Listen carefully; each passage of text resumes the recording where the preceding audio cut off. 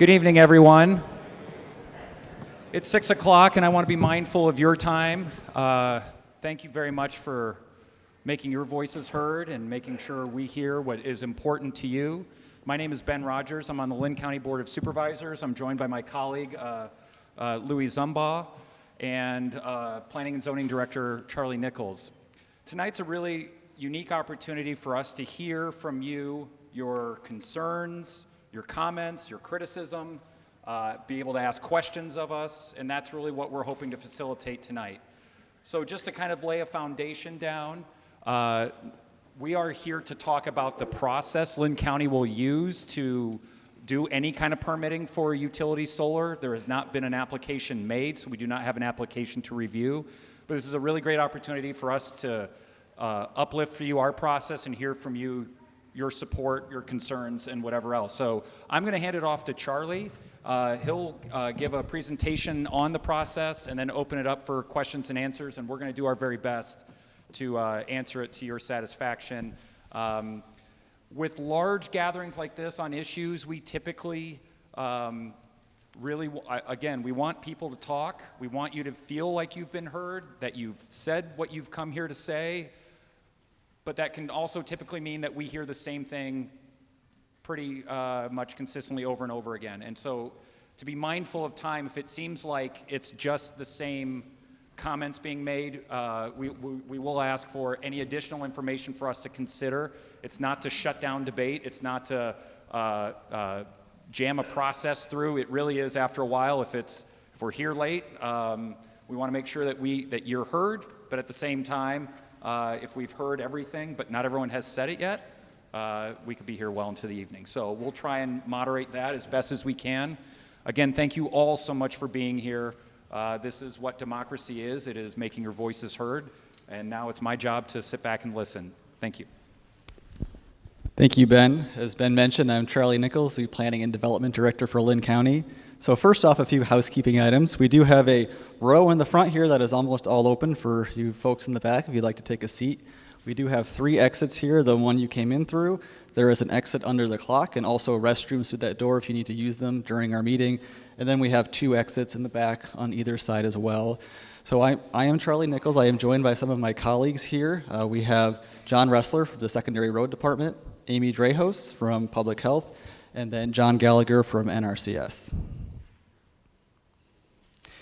If you are participating remotely, we are streaming this live over GoToMeeting, and you would like to make a question or a comment, please email your question to plan_dev, that is PLAN_DEV @linncounty.org, or enter your question into the GoToMeeting chat. Those will be forwarded to me, and then at the end of my presentation, I will go over all those questions and comments.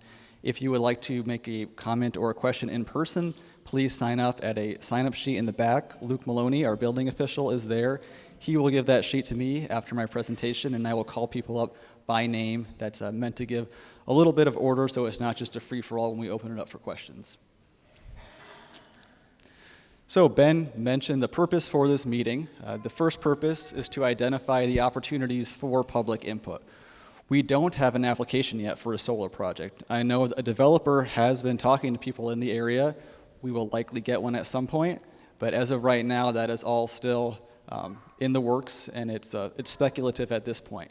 So I will go over with you what meetings we will hold, when we will hold them, once we receive an application, and then what opportunities you will have for public input, whether you're for or against the project. Second, I will go over the application process for utility-scale solar projects.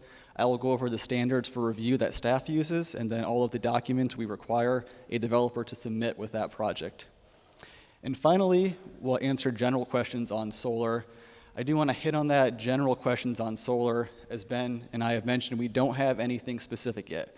We don't know what the project boundaries would be for a project. We don't know if it's all contiguous. We don't know if they're going to be building in environmentally sensitive areas. So we will answer what questions we can. If I can't answer it, I'll defer to my colleagues here in different departments. But if there are specific questions such as, why is NextEra doing this? What is NextEra's plan for this? We cannot answer those questions at this time. I promise you, when they do apply, you will have plenty of opportunities to ask those questions of staff and of NextEra but at this time we cannot address specific project questions. So here's the order for our meeting. First, I'll go over the process for reviewing renewable energy overlay rezoning requests, all of the separate meetings we will have. Then I'll go over our standards for reviewing rezoning requests, our general performance standards for development in critical natural resource areas. We do have some critical natural resource areas around Palo, so I want to hit on those. Specific development standards for utility scale solar projects, and then finally questions and comments from the public. I did receive a number of questions and comments before this meeting. I have put some of those in my presentation, so I will go over those at the end and then open it up for general questions and comments from you all here. So first off, how does Linn County permit utility scale solar projects? We require a developer to rezone the project area with an overlay zoning district called a Renewable Energy Overlay Zoning District. Different counties and cities do this differently. Some require conditional use permits, some have them just permitted by right, and some do not allow them at all. Linn County has chosen to go with a rezoning process. So a little bit more on what an overlay zone is. It is applied over one or more existing zoning districts. It does not actually change the base zone. So if the zone is agricultural, the new zone would be agricultural with a renewable energy overlay. The purpose of this is to establish additional standards for specific uses. So in this case, the purpose would be to establish additional standards for a utility scale solar project. Everything allowed in the underlying zoning district is still allowed. So in an agricultural zoning district, you can have agricultural practices, obviously. You can also have housing and some other businesses. All of that would still be allowed. And finally, zoning does not affect tax rates. This is a common misconception. The zoning dictates what you can do on a property, which then that does affect taxes, but a change in zoning itself will not change tax rates. So here is our process for reviewing these solar projects once we get an application. So first, we need to receive an application from a solar developer. We don't know when that will be. It could be tomorrow. It could be a month from now. They could decide they don't want to do it, and we never receive an application. Once we do have that application, the first Thursday of the month following that, we will hold a technical review committee. Now, this meeting is open to the public. You all can attend it. We do not take public comment at this meeting. This is for staff to review the project plan, the submittal documents, and ask questions of the developer to get more information. Next, there will be a review by Palo City Council. So this is just specific for this area. For any rezoning within 2 miles of the City of Palo boundaries, the City Council needs to review and comment on that. They don't have approval authority, so they could not deny or approve the project, but they do need to provide comment or waive their right to review that project. Following the Palo City Council review of the project, it will go to the Planning and Zoning Commission for Linn County. The Planning and Zoning Commission is an advisory body, so they will look over the application and the project. They will examine our comprehensive plan and our code to determine whether or not they think it meets our requirements. Then they will make a recommendation to the Board of Supervisors, whether it's to approve or deny. They will then move on to the Board of Supervisors. So all rezonings require 3 readings, and this is 3 public meetings at the Board of Supervisors. The developer will be present at Planning and Zoning Commission meeting, first reading at the Board of Supervisors, second reading at the Board of Supervisors, and third reading at the Board of Supervisors. So these would be the 4 opportunities for you to attend in person, ask questions of staff, ask questions of the developer, share your concerns and your comments. The Board of Supervisors will take a final vote on their reading, on their third reading, and that could be to approve or deny. I will mention at this point too, there are 2 separate processes needed to approve a solar project. So first, it needs to be approved locally by the Linn County Board of Supervisors. The Iowa Utilities Board would also need to approve the project, and those 2 processes are separate. The Utilities Board could approve the project, but if the supervisors decide not to approve the project, it would not go through. One more thing, this process is on the handout out front, so you don't have to memorize this. Take the handout and you'll have it with you. This calendar is on our planning and development website at the Linn County, linncounty.org, and it goes over our meeting dates based on when an application comes in. So the orange is application deadline, so we've passed the May 19th application deadline. So if somebody were to apply before June 16th, the earliest they could go to a Planning and Zoning Commission would be July 19th, and then they'd be looking at early August for that third reading for the Board of Supervisors. So as soon as we get an application and we know which meetings they will be going to, we will communicate that to all of you so you know when to attend and when to put these on your calendar. And again, this is on our website. You don't have to memorize it, and I can share that information after the meeting. So let's get into our standards for review for rezonings. All rezonings need to meet these standards, including a renewable energy overlay district. The first one is not detrimental to existing agricultural uses. Now, obviously, they are intending to take agricultural land out of production, which goes against this use.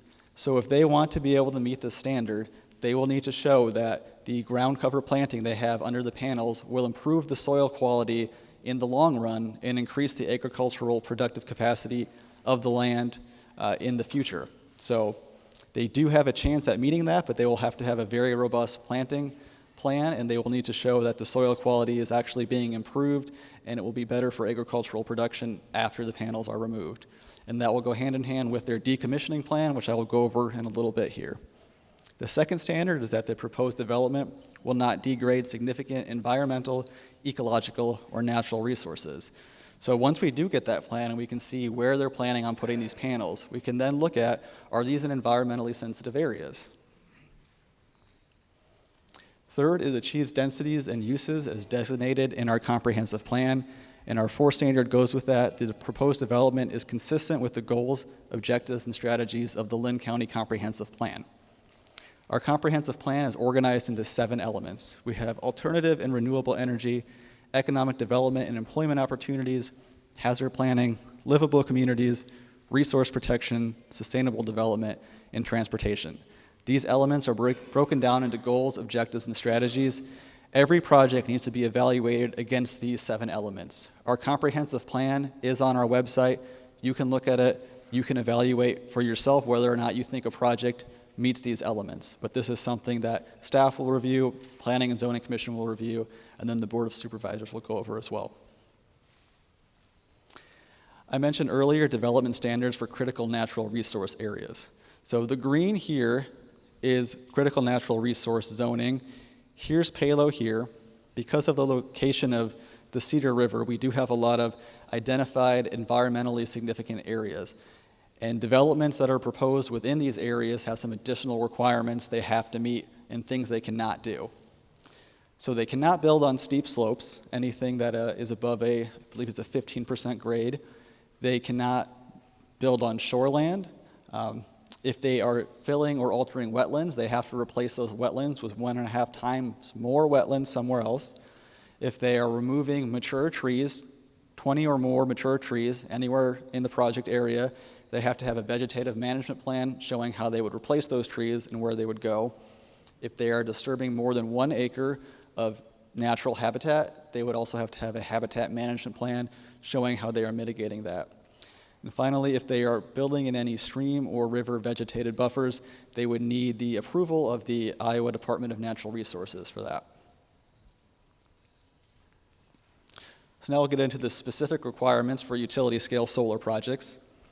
Screening. A landscape buffer may be required. It's not definitely required, but if the Board of Supervisors would like to require a landscaping buffer to, say, for instance, screen residential properties from panels, they can definitely do that. They can also require greater setbacks, so that all projects are required to adhere to the underlying zoning district setback. For agricultural zoning districts, that's 50 feet. If the supervisors wanted to bump that up to, say, 100 feet to mitigate noise impacts from solar inverters, they could do that as well. A grading plan needs to be submitted that includes all changes to the landscape and the site. All panels must be constructed to minimize glare, and we will require a glare minimization study to be submitted by the developer showing that the panels are minimizing glare. Utility scale solar installations are considered maximum damage potential for our floodplain ordinance. This means that they cannot be placed in the floodplain, and if they would like to place them in the floodplain, they need a variance from the Linn County Board of Adjustment and from the Iowa Department of Natural Resources, and it would be very strongly discouraged. A fence will be required around all exterior sides of the utility scale solar project. This is a federal requirement. All utility projects under federal law must be fenced off.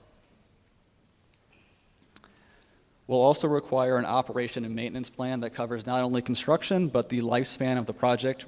It will go over things like soil erosion and sediment control, stormwater management, which I know is a concern of a lot of people, ground cover and buffer areas, any chemicals that are used in cleaning the panels, maintenance, repair, or replacement of the facility.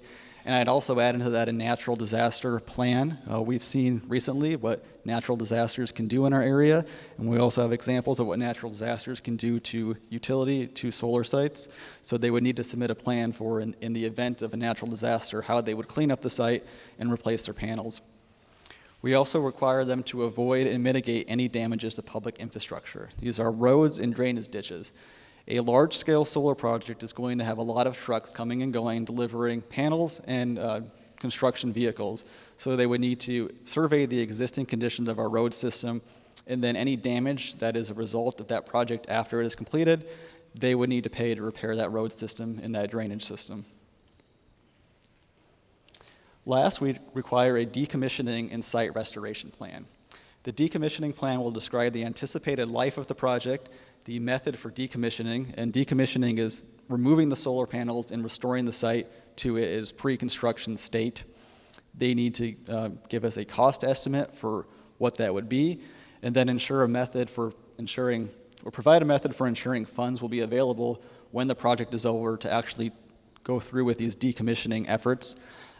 A solar project recently opened in Palo, and they used a bond to ensure that funds are available for decommissioning. So every year that developer has to re-up that bond, and then they also evaluate it for lifetime cost increases.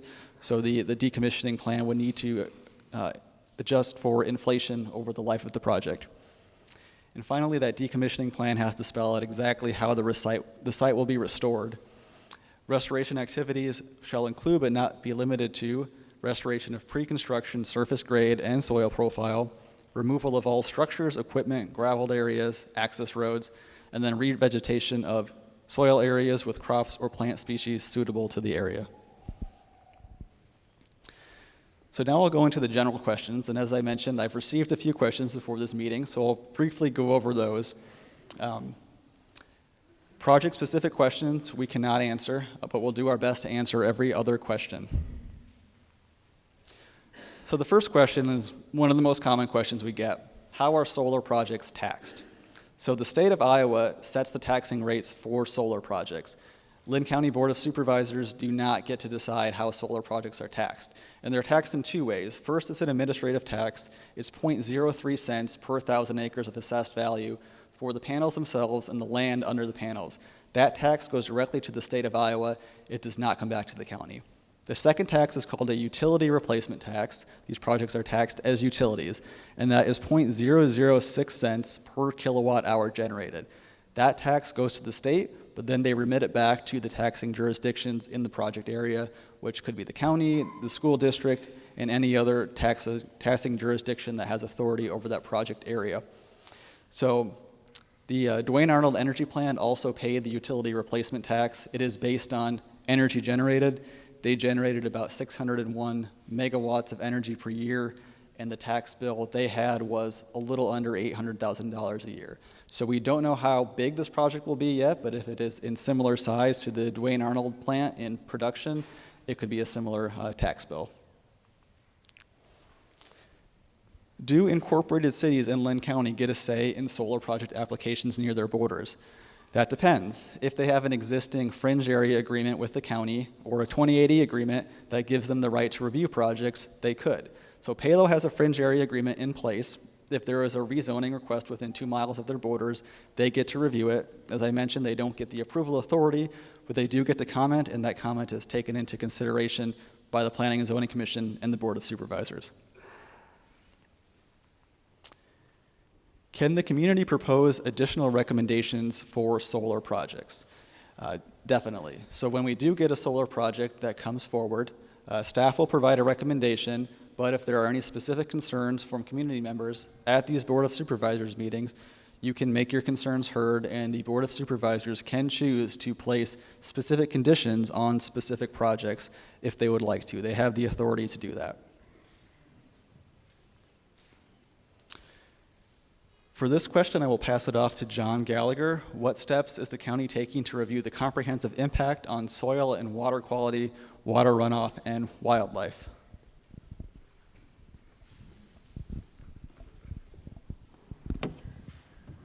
Thank you. So obviously, we're looking at multiple factors here. And as far as wildlife goes, we would ask that a proposed plan address threatened and endangered species along with its habitat and also other wildlife species, both plant, animal, and other, to be incorporated into the decisions that are made for a proposal. That's I'm going to look at these slides here a little bit better. So at this point, we're asking for more information on that, and until we see a final conceptual plan, I don't have much more to say about that. Soil and water runoff, that would be, and quality, or let's just say soil and water, quality and water runoff. We're asking for more information on how this could affect the soil resource. At this point, we're kind of waiting for more information on that. Obviously, we have stormwater that is going to be produced due to the change in the landscape and the land use. How that will affect stormwater runoff, we're waiting to hear more information before we comment on that.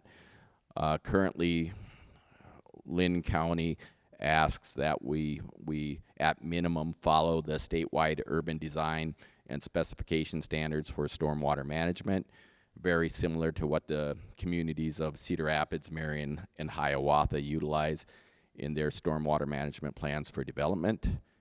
And that would be a starting point for Linn County as well. And as far as the wildlife that we talked about earlier, part of that would be the vegetative component, and we've asked that any vegetative management plan adhere to the concepts that are set forth in the requirements by Linn County Planning and Development. So we're still waiting to get more information on that, and that's the starting point, and we'll see where that goes.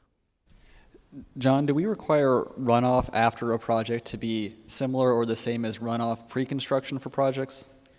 So at this point, we would ask that post-construction, the post-development runoff would meet pre-development, I guess, measures, or not pre-development measures, but we'd ask that it would meet the pre-development amounts and quantities.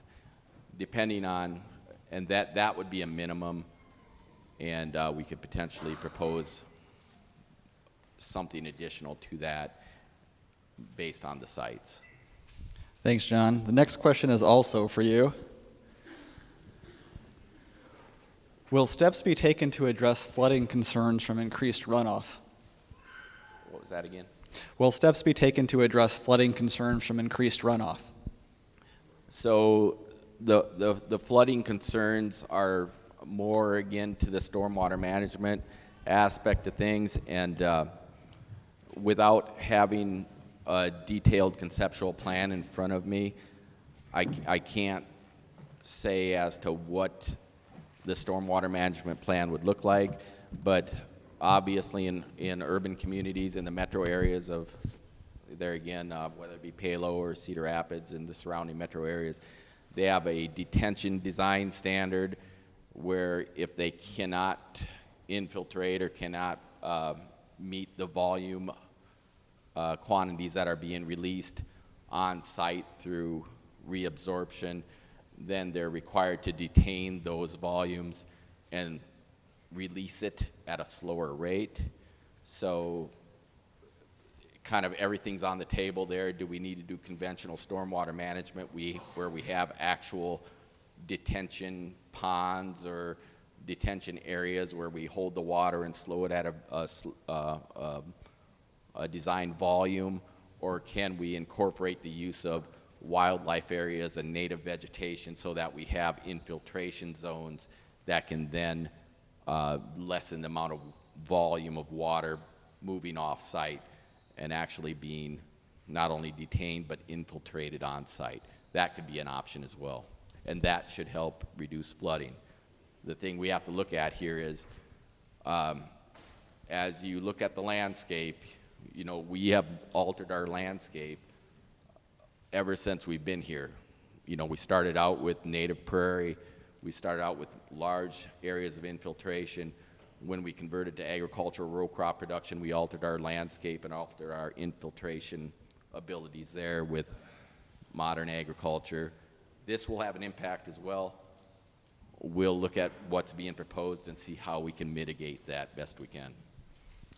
Thanks, John. One more question for you. How will this impact pollinators in the area?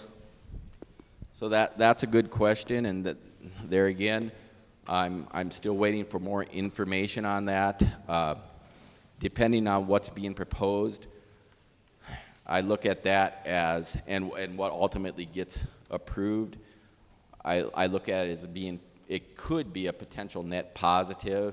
Obviously, we have pollinator species that work better for our pollinators, and depending on what type of habitat they're proposing this on, you know, if they're going into a habitat that's already a diverse native mix, then we would hope that ultimately it maintains a diverse native mix there to allow for good pollinator habitat. If it's going into a farm field that is traditionally corn, soybeans, depending on what they're proposing for a vegetative matrix, it could have a positive on pollinator habitat. What we don't want to do is go the opposite direction. We want to improve on what we have. Thanks, John. And just to be clear, the Linn County Code of Ordinances on solar projects requires native prairie and pollinator species be built into any plan for solar projects. Next question. This is for my colleague, Amy. Are there known public health impacts associated with utility-scale solar projects? Good evening. As Charlie introduced, my name is Amy Dreyhaus. I'm a senior air quality scientist with Linn County Public Health. And when we consider the public health impacts with utility scale solar, from our perspective, we look at that solar would be used as a replacement for other traditional sources of fuel that's used to create electricity. So right now we have power plants that use coal or gas, and so when we switch to a utility, or when we switch to just solar energy in general, that is actually a positive. We see positive environmental impacts from that because it's lowering emissions, especially as you phase out coal or natural gas or use it as a combination of. But for our purposes, that's a plus. We want to see a reduced air emissions to the atmosphere. Thanks, Amy. This one is for John Ressler with Secondary Roads. Who is responsible for maintaining the roads around a solar project? Thank you, Charlie, and good evening. As Charlie mentioned, I'm John Ressler. I'm an assistant engineer with the Secondary Road Department. So as far as the road network around the development, anytime there's development, it doesn't matter if it's a solar farm, if it's a rural subdivision, whatever it is, we take a look at the impact to the road network. And really a project like this, and most of these development projects, we really look at in two phases. The first phase we look at is the impact due to construction. We look at those traffic volumes, we look at the types of traffic. They could be heavy trucks, I think, obviously, during the construction phase. And then the second phase we look at is the longer term impact once the project is complete, what type of traffic volumes will we see and what type of traffic will there be on the roads. And we look at that, and we would not allow a developer to degrade our road network and not be responsible for it. So we develop a road agreement that becomes part of the overall agreement, where they have to commit to maintaining the road network during construction. So if it doesn't matter if it's a rock road, if it's a paved road, we generally do kind of a before and after scenario with the developer where we look at the roads they're going to be using. We document what the condition of those roads are with photos and video. And then as the project goes on, we evaluate those conditions. And then the photos and the video provide the historical record we need to show that there's been an impact to the road network. And then the developer has to repair that or pay us to repair that if there are damages. If there are if rock roads are used and it gets dry and dusty, they generally are responsible for dust control as well. So we look at those things during construction, and then after construction, we look at that potential long-term impact with additional volume of traffic, and then we often require what we call a road participation, where they give an agreed-upon amount for us to do some improvements to the road network for their long-term use. So no developer, whether it's a solar farm or another development, is allowed just to come in, use the roads, and degrade them, and then leave that to the county. They are required to sign these agreements where they agree to participate in that maintenance. Thanks, John. One more follow-up question on that. How will the county ensure the quality of roads impacted by travel from a solar project? And my answer is similar there, where we ensure that by creating these road agreements, we have negotiations with the developer before we even allow them to move a shovel of dirt. And we say, this is our process, this is what we're going to do, we're going to document the condition of our road network. If you have impacts on that, you're going to be required to fix those or pay us to fix those damages. And then, and again, beyond the construction, what is the longer term impact? How many employees will you have? How many vehicles will be driving on the roads? Are there going to be heavy trucks? All that sort of thing is all factored in and incorporated into the agreement. And generally, when we look at development, the contribution from a developer is generally proportional to the size and the impact of the development. So somebody that comes in and they want to build a house, they're going to have a much smaller impact than somebody that wants to build a solar farm. So those fees are proportional to the size of that development. Thank you, John. Thank you.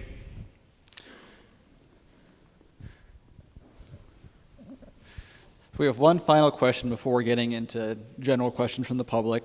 How will the county ensure the project is being constructed according to the approved plans? And that is a good question.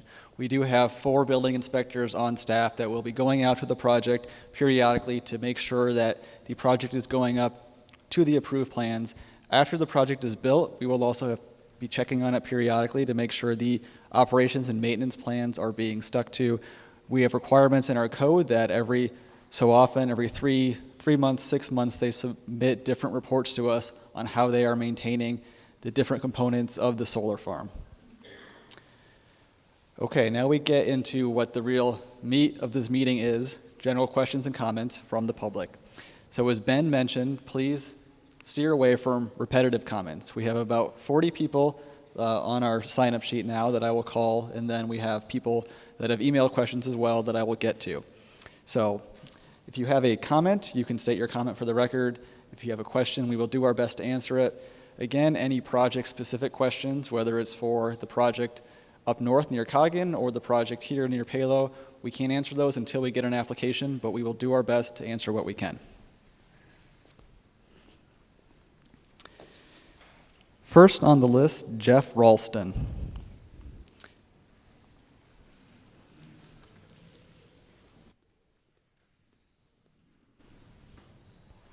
Hello. Thank you. I appreciate your time. Is that mic on?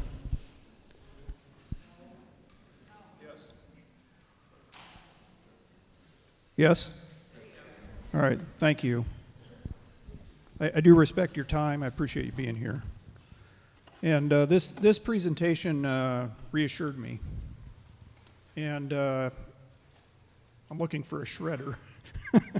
Because the comments that I was gonna make will be altered quite a bit, I think, based on what you've said. It's like I say, it's very reassuring. I live in Benton County, but my brother and I own a farm north of the current Dwayne Arnold site, and he actually lives on the property, and we manage that property very actively for habitat, wildlife, and for farming. And we consciously chose to live on that property. We made decisions based on the aesthetic value of rural life, that it's quiet. We have a strong sense of community and family, and we like living amongst wildlife and nature. And so I'm here with a group of people that have similar values, that have also chosen to live in small towns and on rural farms. And I think we have some concerns about industrial scale solar, commercial solar development in our communities. And I believe we provided you with some written documents so that you can review those later. Our overriding concern, I think, besides very specific things, is that a large company with no vested interest in our community will initiate some kind of project that's motivated by profits, and that they have little concern for the long-term impacts or the quality of life that we've grown accustomed to. Again, we've chosen to be here for ourselves, our families, and our communities.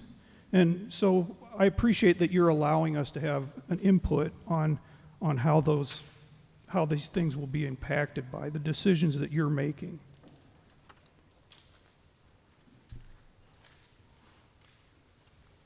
Again, a lot of the comments I was going to make, you've addressed, and I appreciate that.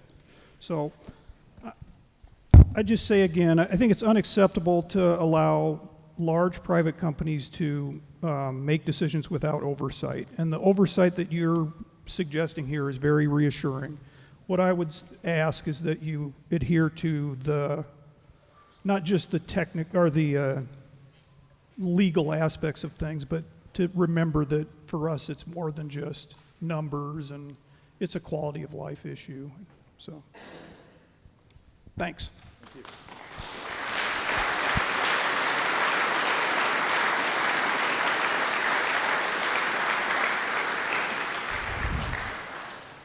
Thank you, Jeff. Next up we have Kendra, and I'm sorry, I'm going to mispronounce your last name, Arnus?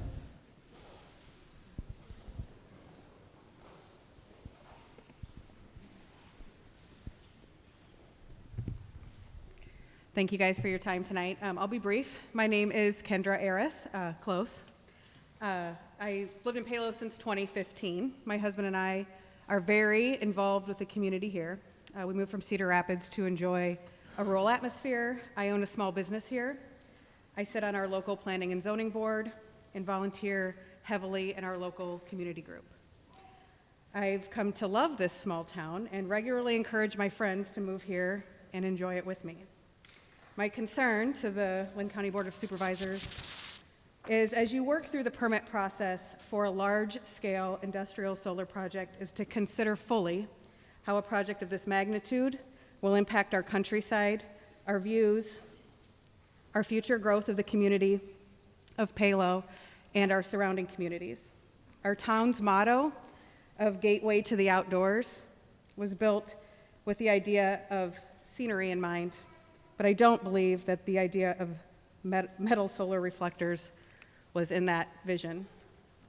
Future growth for the community, quality of rural life as we travel to our local parks, plans for future recreational trails from other parts of Linn County, the impact of our property values, and considerations as we live in this community during a very long construction period are some of my concerns.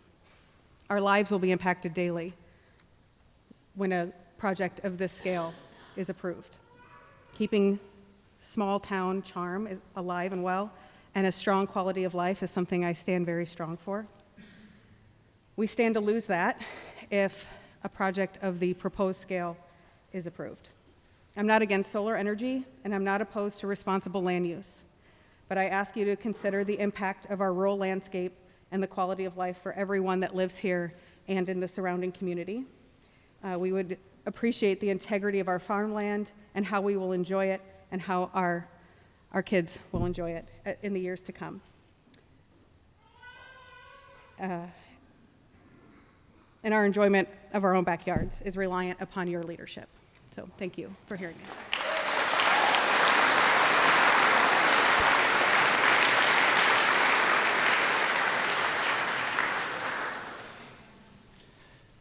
Thank you. Next, we have Eric Van Kerkhove.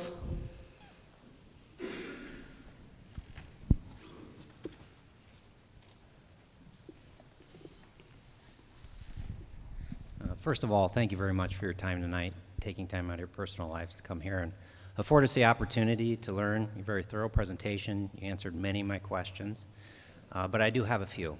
On a personal level, I'd like to state that my wife, Kendra Aris, shared views that we both share. We care very deeply for this community. On an official level, as the mayor of Palo, my concern is the future growth ability of our town. If a solar array is placed really close to the proximity of our city limits, I feel that may limit our ability to grow residential, commercial, and industrial, all of which grows our tax base. The other concern that I have is being able to grow the ability for our community to enjoy the outdoors. As my wife alluded, we are the gateway to the outdoors. And future projects that we have in the plans, for example, a trail system that could connect us to Pleasant Creek State Park, Wiki Uphill, the Cedar Rapids Trail System, and several other parks that aren't very far away, could be in jeopardy if the land is occupied by an immense solar array. So is there anything from the county standpoint that you might have in place that could help protect our ability to grow in the future? So that's a great question. We do have a 2080 agreement in a strategic plan the county developed in partnership with Palo that has a land use plan for the 2 miles within or outside the Palo city limits. And part of that area is identified as future growth. It might be outdated. There might be new areas you think are future growth areas. So when this project comes to, if and when I should say, this project comes to the Palo City Council, you will be able to review it, comment on it, and provide those type of comments that if this project is proposed in this area and you see it as a future growth area, you are opposed to that. And I think that's a very reasonable comment, and it's something that the Planning Commission and the Board of Supervisors would take very seriously. Okay. Thank you very much. I appreciate your time.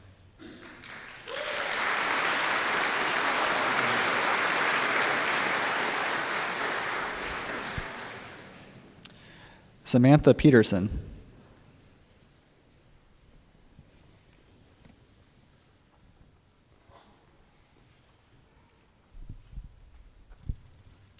Linn County Supervisors.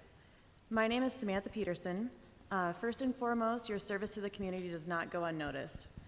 I want to sincerely thank you for your time and attention to the proper placement of utility-scale solar energy projects and protecting the residents of Linn County. My family was approached by a solar energy company in 2018, and my greatest concern is the potential lack of commitment for recycling and decommissioning of the solar panels after they are obsolete, either because of improvements in the technology or simply reaching their end of life. I have a feeling if this project gets passed, the expansion will continue. The way that this project is handled will set a precedent for how utility-scale solar projects will be handled from here on out. Whether it is the expansion of the proposed project that we have in front of us or new ones into the future. If the decommissioning and recycling plans are not concrete, we, along with the future generations, could be stuck with a very devastating situation. Thank you.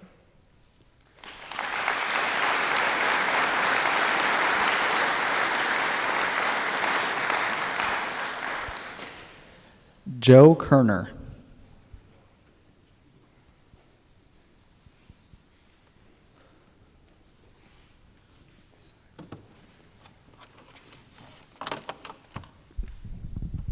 annoying sounds. I'll just leave it at that. The effect on people's lives. I have 2.5 acres that's going to be surrounded. They're not going to be able to tell me where they're going to put these inverters. They're not telling me where the water's going to go. It already goes through my yard. I don't want it to go through my garages and my house. The environmental aspect. Somebody brought up about the Palo solar fields. That's 800 acres, 310,000 solar panels. These have toxic chemicals in them. If you just take a basic view of how things mechanical, man-made are, you have a certain percentage of failure. If you take a 0.5 failure rate, 310,000, that's 1,550 panels that could be leaking. Toxic chemicals, nobody's addressing that yet. What's going to happen there? I have a Sandpoint well. They're telling me they can build 50 feet from my property line, 70 feet from my well. Doesn't take much to figure out that it could go right there. What you do, what precedents you set, means something to me, okay? The sound, the water, the chemicals, and the site. Where I live, you stand on my front porch, 3/4 of the way around my property, as far as you can see, are people who have already signed. The things that you do, and I want to know what you can do more, what precedents you can set to help me out, because if you can help me out, you're going to help a lot of these people too. It's basically, what is your neighbors, what are my neighbors allowed to do that affect me? Because right now, what they're doing to me is ruining my property. My property value is going to go down. They even admit to it. By how much, we don't know. I was planning on retiring from there. Now, don't know. I do appreciate your time. I hope you really consider the effects of the individual, like me, and everybody else here, and not the dollar signs. Appreciate your time. I hope something positive comes of this.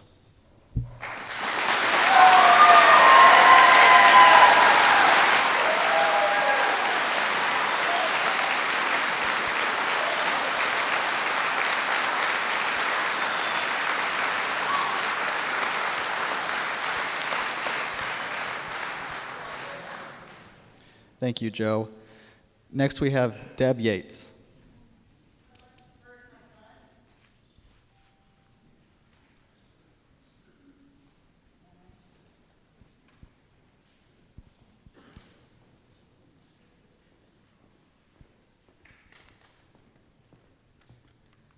Good evening. I'm Matt Yates. I live just a mile down the road here. I'm a 7th generation farmer, and I just have a lot of concerns on this whole proposed project because it started off as just the power plant ground, just a little space around that. Now it's 3,500 acres, 2,000 in Benton County, but the proposed plan is to be equal or more value than the plant is now. That would require them to have 7,000 acres. That's another 1,500 acres to make that plan possible. As a farmer, we're stewards of the land. That's what we do. I don't see how allowing something like this to go into our area, go into agricultural ground that is very, very productive for us, would make sense. I mean, every day 2,000 acres are paved over in the world.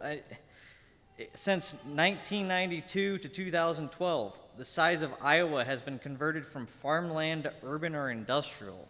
And I mean, you're talking 7,000 acres in one project. As a farmer, that's just, I want you to consider this. As a 7th generation farmer, I'm getting to be one of few. There's getting to be less and less because of projects like this. It's going to take away my livelihood for my kids' livelihood. It's just going to keep dwindling down till you're going to have commercial farmers because that's all it's going to be able to sustain. And I just want you guys to consider this when you're considering this project. It's in my backyard. I live a mile down the road, and there's 500 and some acres south of here signed up. That's not the power plant. Let the power plant be the power plant, not take over all the agricultural land.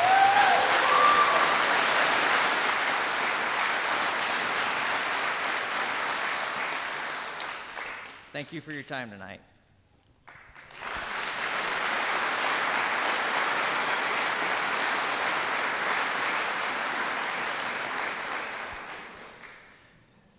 Danielle Hall.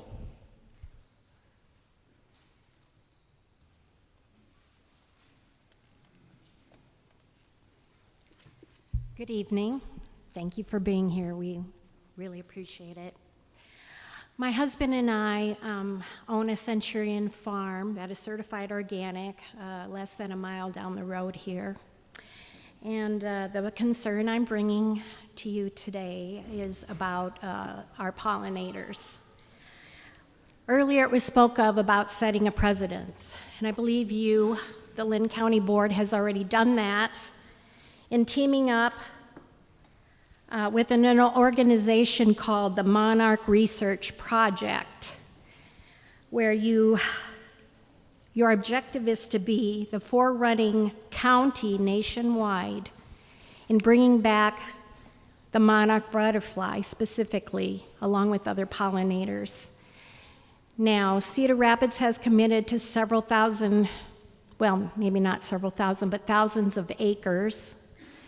And Linn County has committed to several thousand acres of planting milkweed and pollinator food. We see the patches out here along the roadways to bring back our pollinators, because there exists a serious environmental problem with our pollinators and our wildlife populations.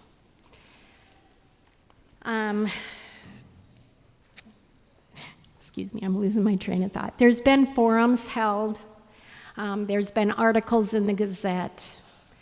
My concern with these solar panels is that, from articles I have read and things that have been proven in the past, is that depending on the intensity of the sun and the heat on these panels,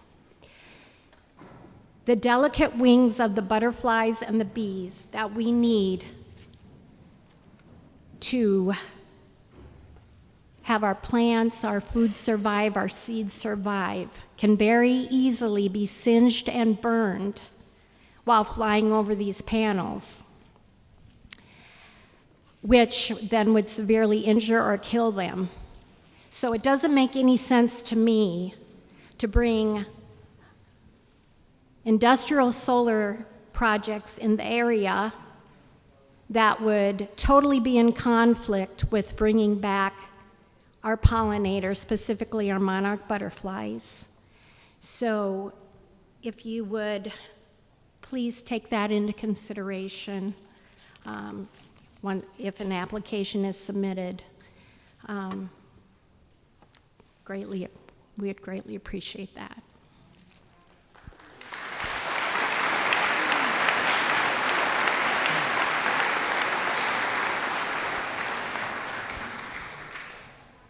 Steve Mason.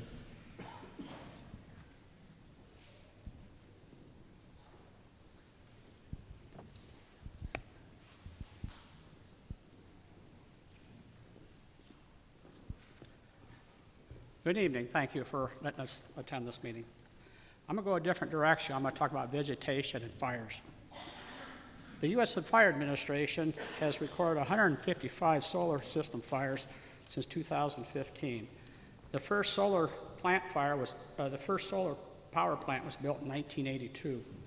Historically, solar system fires have been underreported by the U.S. Fire Administration. Data is not completely for an unknown time because there was no category for solar system fires. They were listed in electrical under the heading of Other. I'm going to talk about 4 types of fires that will affect a solar power plant. The first one is the solar power plant themselves. The NFPA, National Fire Protection Association, has listed electrical breakdown leading to arc faults, ground faults, and short circuits can occur anywhere in the system.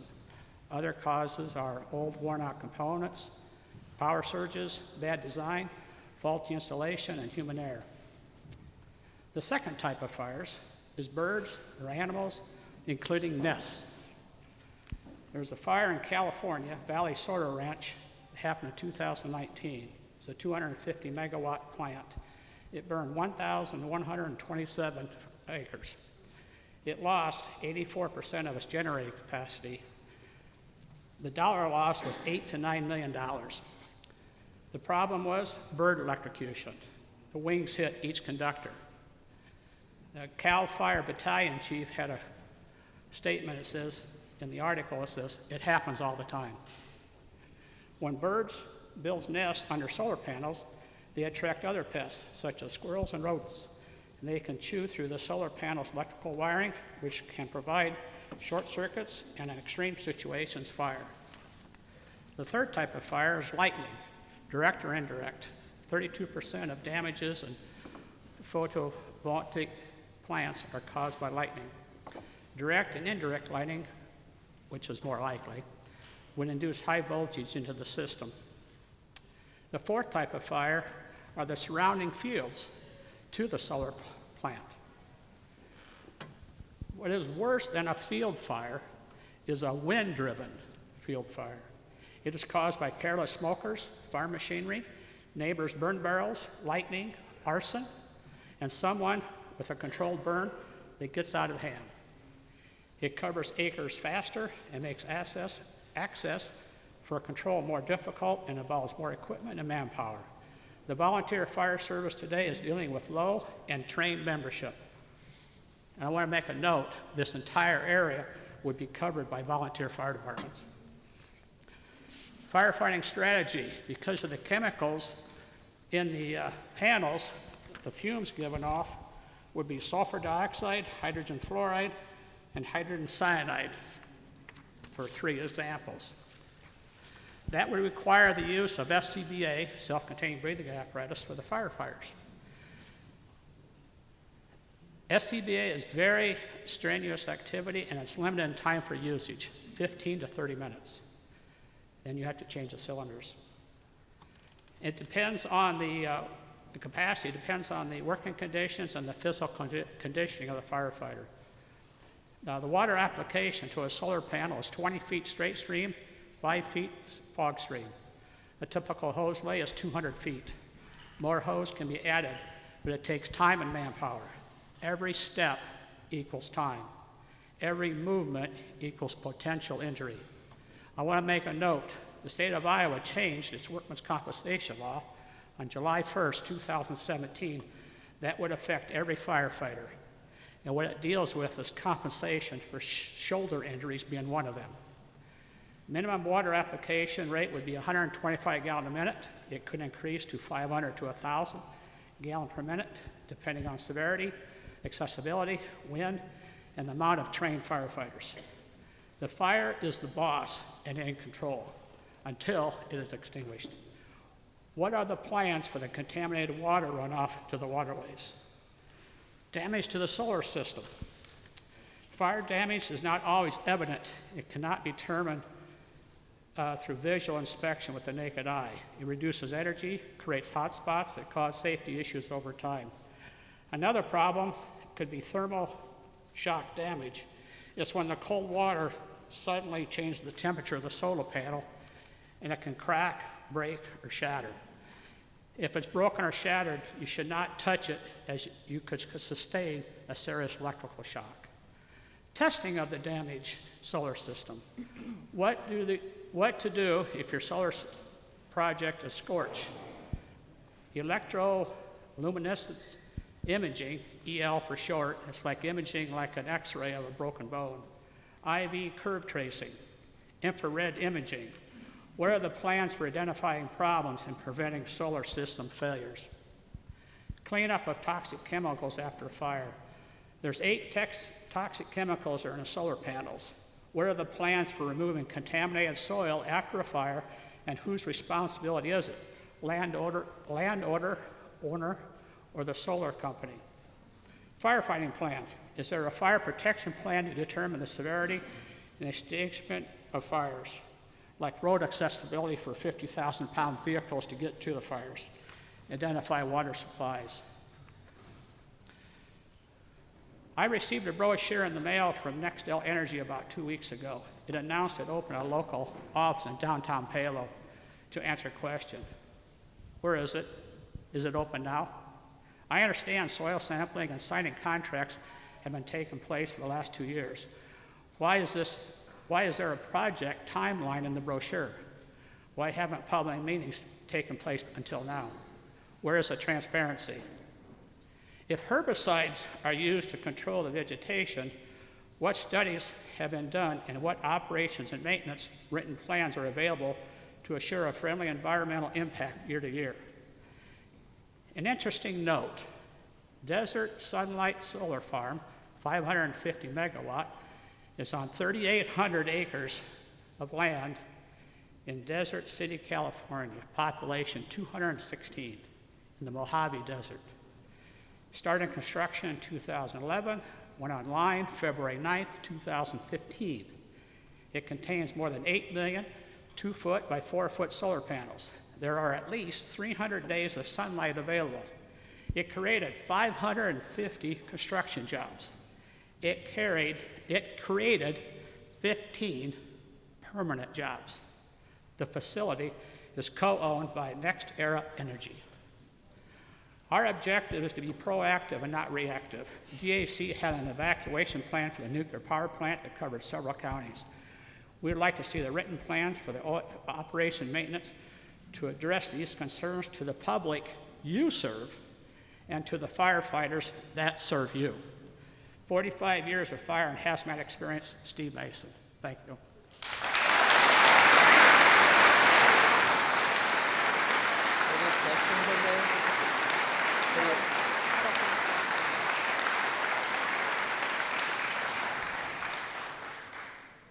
Sally Bulon,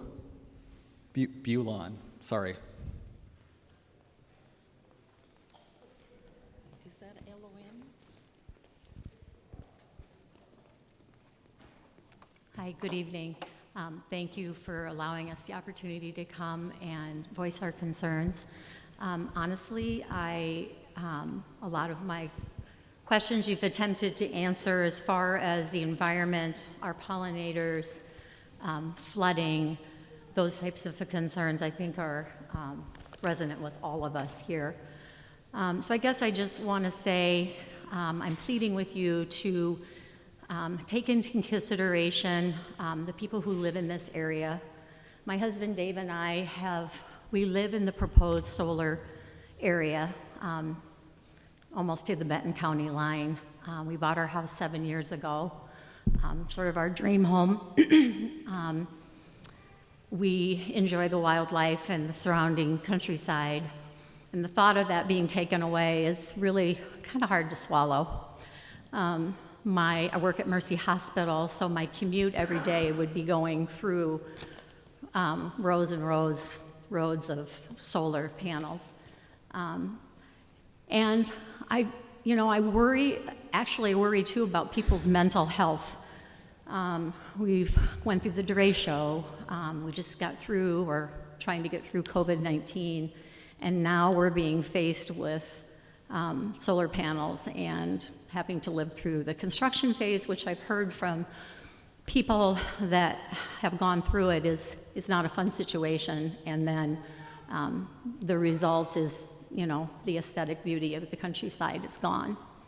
So I would, also argue that they say that this is clean energy. Maybe once it's in place, it emits a clean energy.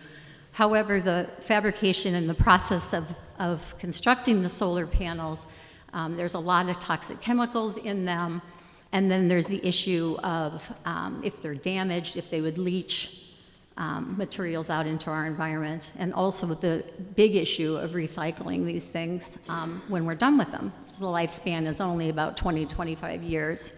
So I think that's a huge concern because the more and more these get put out into the countryside, the more of a problem it's going to be with the recycling. What are we going to do with them? I know in some of the research that I did for this, they say that a lot of these panels are shipped to third world countries. Well, you know they're not going to they don't have the regulations in that in place to deal with it. So I just feel like there's a lot of unanswered things that we just don't know because we're just getting kind of through the first wave of these panels. And I know the companies, we're going to try and hold them accountable for the environmental, the habitats, and those types of things. But I think it's next to impossible to grade the land down like they'll have to do to insert the pilings and such to make sure that that is really going to happen. I think about fields and fields with 8-foot barbed fence around it. How are our wildlife ever going to get through that? They're not.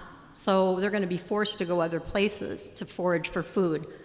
And that will change their habitats. Where are they going to go? It's going to affect recreational hunting and fishing and all the things that people around Palo enjoy doing. So I just plead with you to please keep us in mind. It's a very hard pill to swallow. Sorry, I'm going to get emotional, but like I said, we enjoy our area. We moved out of the city for that very reason, and now it's kind of being threatened. So I appreciate your time, and thank you.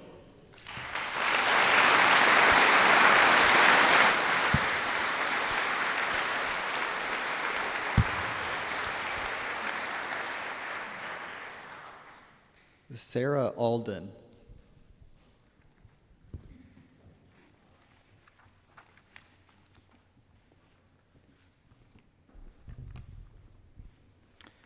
Hello, and thank you for coming.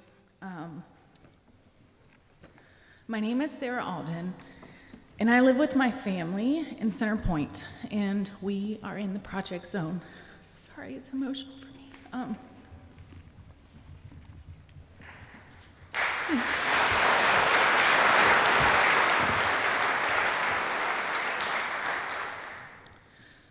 We have a strong community connection where we live. Our neighbors are willing to give a helping hand, and we are willing to do the same, and I believe that our community in today's time is very unique. Your presentation was very good. I appreciate that. It covered a lot of my concerns. Everyone also knows the damage that we recently experienced from the derecho. Specifically in our area, we had winds in gusts of 100 miles an hour. We lost our barn. Residents continue to clean up the damage and repair today. What would have happened if this was in place during that time? We also have severe weather, including hailstorms, tornadic activity. Those are concerns that I have because as many people have already mentioned, that these panels contain toxic materials, including lead and cadmium. How will these metals, how will we keep these metals from getting into the water table, into our private wells that we use in our homes with our children? Cadmium is considered to be highly dangerous to human health when exposed. I understand that the US EPA has set a maximum contaminant level for public water systems as they pertain to cadmium at 5 thousandths of a milligram per liter, 0.005. Comparably, we're all familiar with nitrates. The maximum contaminant level for nitrates is 10 milligrams per liter. So that is a concern that I have. We need to protect the rural character and quality of our lands and the way of life. 5 weeks ago, I started a petition in our community. Today, we have more than 1,900 signatures. The petition is not against solar energy. Rather, we advocate for the proper siting of these large industrial scale solar installations and believe that they do not belong on our agricultural and rural residential lands. The development of large solar scale plants is rapidly increasing across rural communities across the nation. We are not the only ones. There are tons of these happening across the nation. Counties are beginning to set more refined ordinances in place to protect their communities.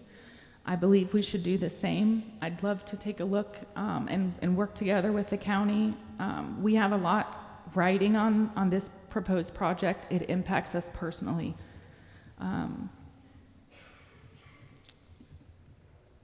A strong solar ordinance will clearly govern the siting of industrial scale solar plants to protect our county. A decision to allow a large-scale solar project within our residential and rural communities will have a multitude of generational impacts for over 30 to 50 years. That includes the siting, the agricultural land that will no longer be used for farming. We need to take time to understand the economical and social harm that these projects could have on thousands of county residents and neighboring communities. We need to protect the beauty of our county, the property, and the environment. And I'm asking the county, our Board of Supervisors, to begin working towards a process like this and creating a memorandum to review and append the solar ordinance in Linn County. I understand Benton County has a CSR rating where they cannot develop on agricultural land that is rated 70 CSR or higher. I'm curious if those types of parameters are in place to protect our rural areas. Thank you.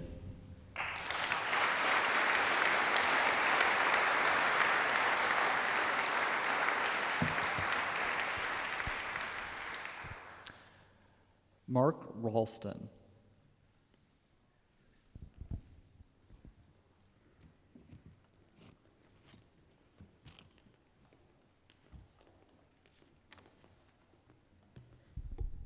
All right, I'm Mark Ralston.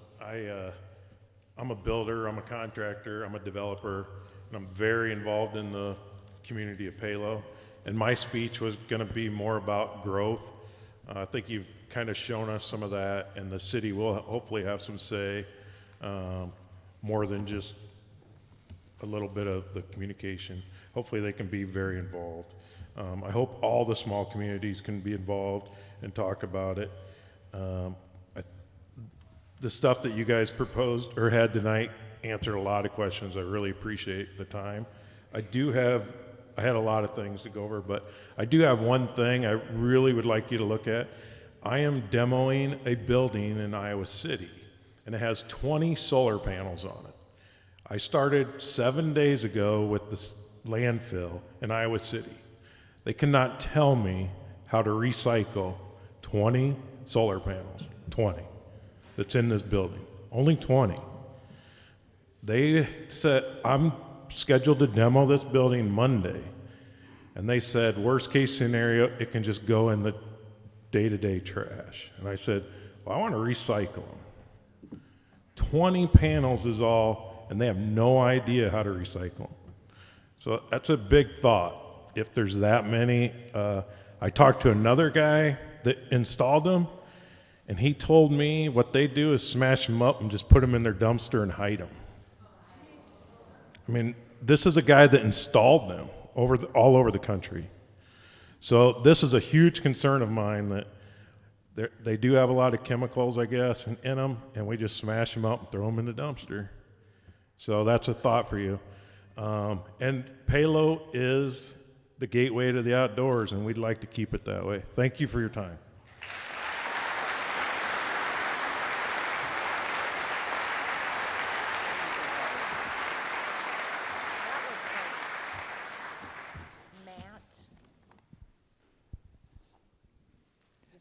Matt, I'm going to butcher this, sorry. On Hollenbeck Road. Matt Cable on Hollenbeck Road. Oh, great, thank you. Dean Hawthon.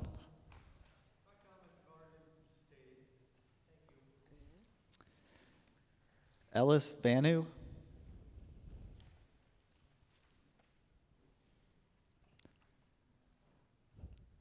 Taryn Anderson.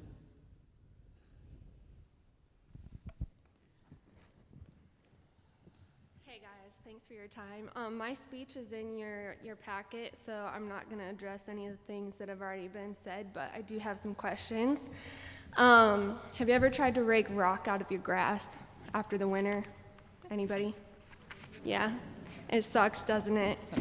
So we talked about, like, appreciate all your presentation and stuff on the decommissioning plans and all of that.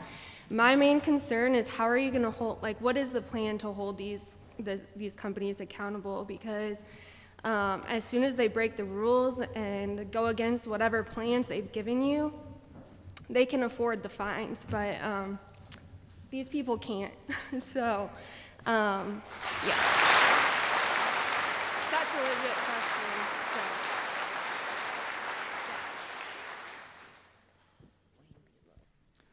Wayne Bulow.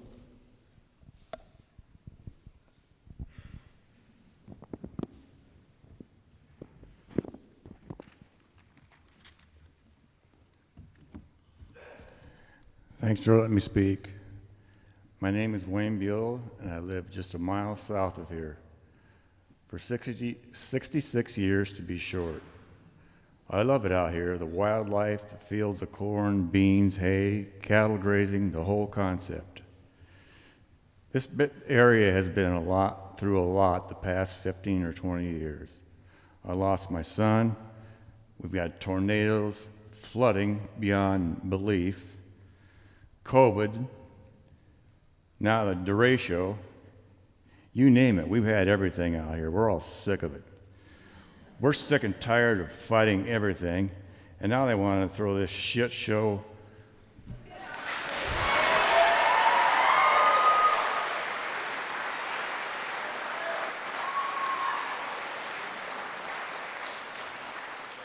This shit show solar panel thing at us. Solar is made for the southern states, not for rich, productive farm ground. Put solar on businesses' roofs, house roofs, and ground that don't supply our food. I'm also here to talk about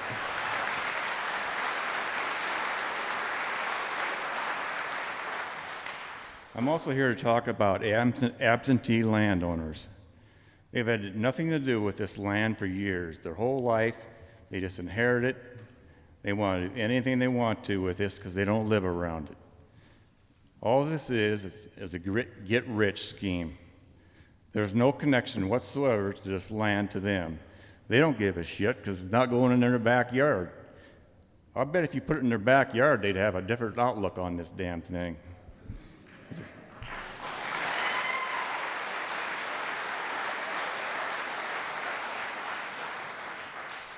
People have worked hard all their lives on these farms, producing and taking care of it and handing it down to their children. And now we have a generation that comes along and wants to shit it away because of greed. Yes, greed. There's families out there that could come back here if they could, that are dead, and they would wring their necks if they knew what they were doing. I would bet everything I have, if we were reporting this as a disaster in their backyard, they would change their tune completely. I'm writing this letter, I can look out my window, see the beauty that God created for all of us. Yet they want to take this away from us. They don't care about us at all. All they care about is themselves. Let's take this extravagant amount of money and put it to getting the Duane Arnold Energy Center back going again. Its power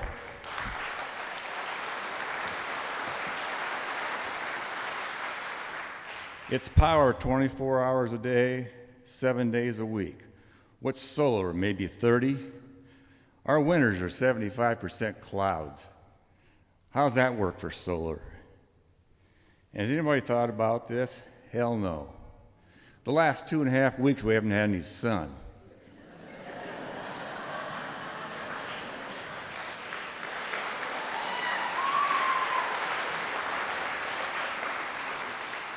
This generation today is all about money. I have no idea how these people have worked to keep this. I know how hard people have worked to keep this farmland. Again, and it's all about greed. Before I finish tonight, I'd like all of you to take time tonight, when you get home, if you have a Bible, open up and read it. Turn to Matthew 6, verse 24. Matthew 6, verse 24. For some of you who don't have a Bible, here's part of what it says. These are Jesus' words to all of us before he was crucified. No one can serve two masters. Either he will hate one and love the other, or will be devoted to the one and despise the other. You cannot serve both God and money. And this is exactly what's happening with this shit show. Thank you.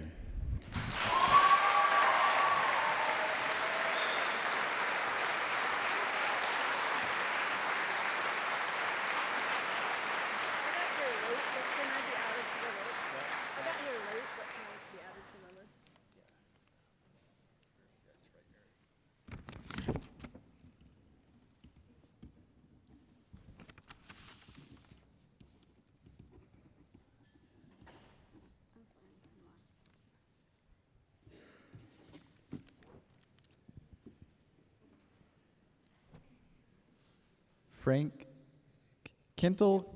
Oh, Jeff Hall, sorry. Sorry, Frank. Jeff Hall is first. You're next.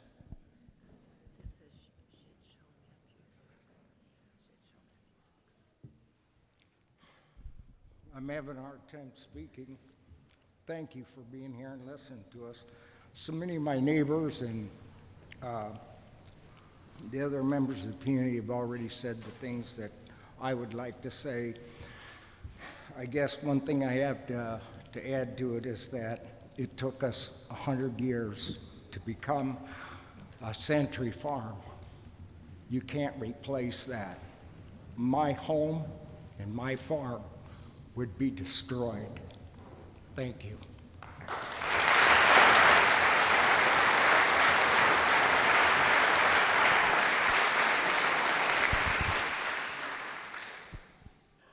You're up, Frank.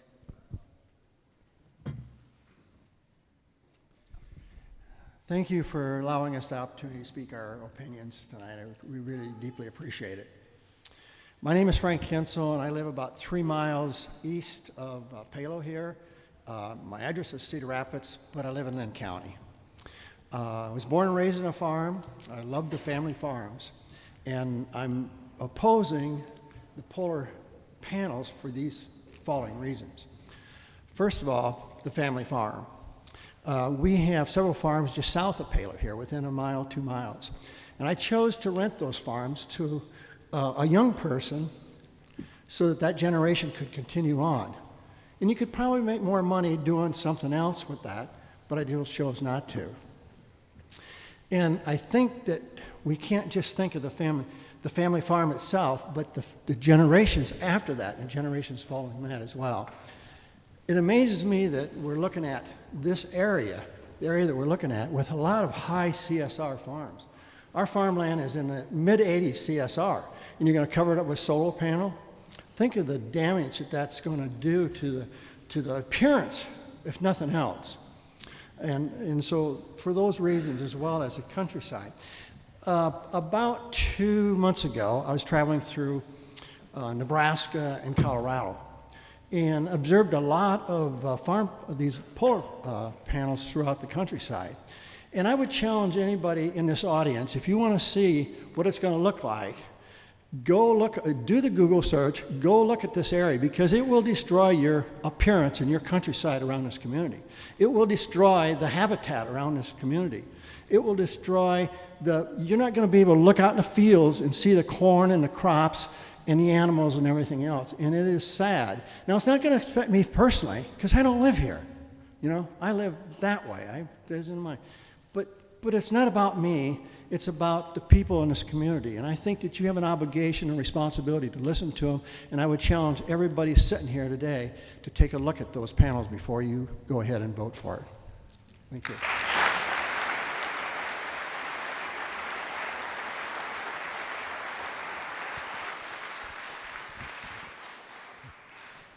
Marty Robinson.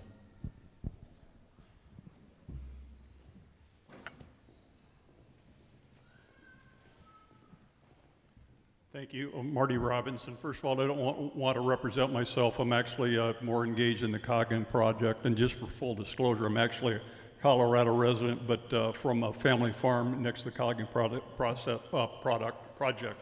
But pertaining to all projects, my comment lines up like this. It pains me to say, but I'll be 63 next month, and I sincerely feel that I've never been more cynical about the responsiveness of government to people like this than I have been in my entire lifetime, and I'm sad about that. And that is not intended as a political comment, that's an institutional comment. And so to follow on with that, I don't believe this is I don't believe this is a serious process. We've been hearing in the news for months and months that these projects are approved, whether it be in on KCRG, the Des Moines Register, Cedar Rapids Gazette. These projects are always stated as or going to happen. So I sense some advocacy at the table, not from anyone, but I believe there's some advocacy from the Linn County government in front of us here today. We're told that there's no plans to review it, but I'm going to, and with all due respect, you've been, and to several of the government officials at the table here, you have been candid. I really appreciate, but at that. But Mr. Nichols, you've told us that you've been meeting with Pollinators, the other developer, for months. I think you've told us that. So these conversations have been going on for a long, long time, yet there's no plan to review, and it's supposedly up for review.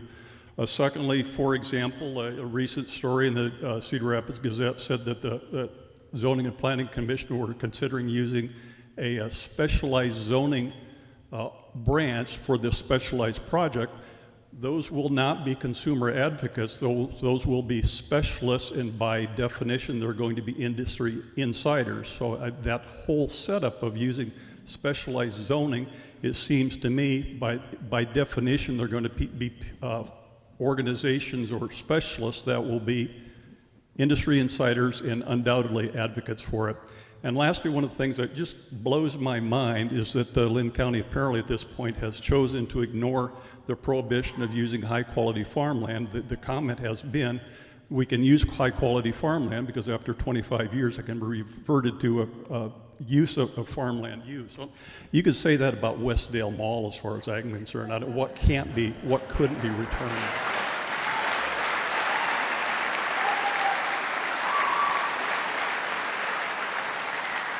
So it just demonstrates to me this advocacy, this internal Linn County government advocacy that's already in place. We've been hearing stories for months that these projects are approved. So my question is this. There is no support in this room. I've sensed that there is support in Linn County government. That's the impression I've got. I've been basically told several times that these programs, or these projects are going through. What criteria will you use not to approve these projects? Please. Thanks, Marty. So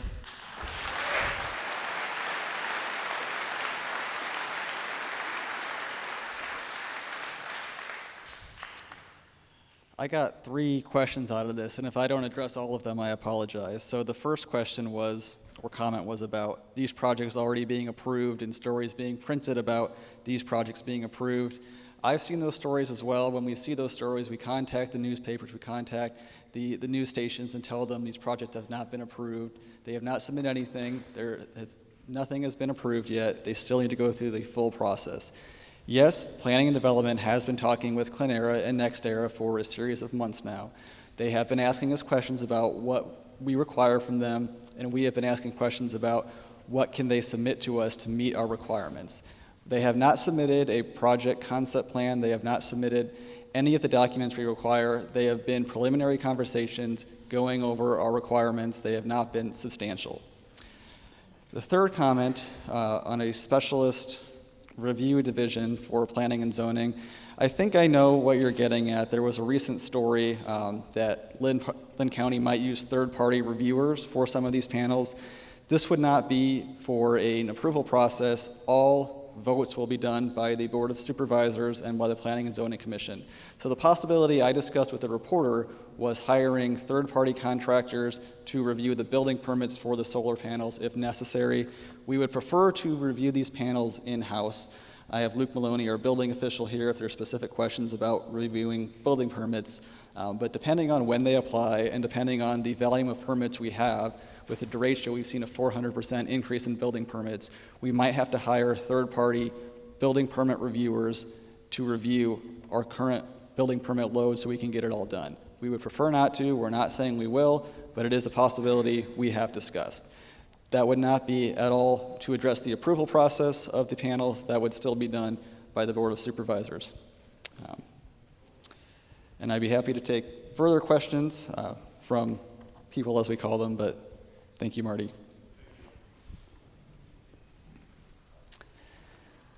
Steve Maya?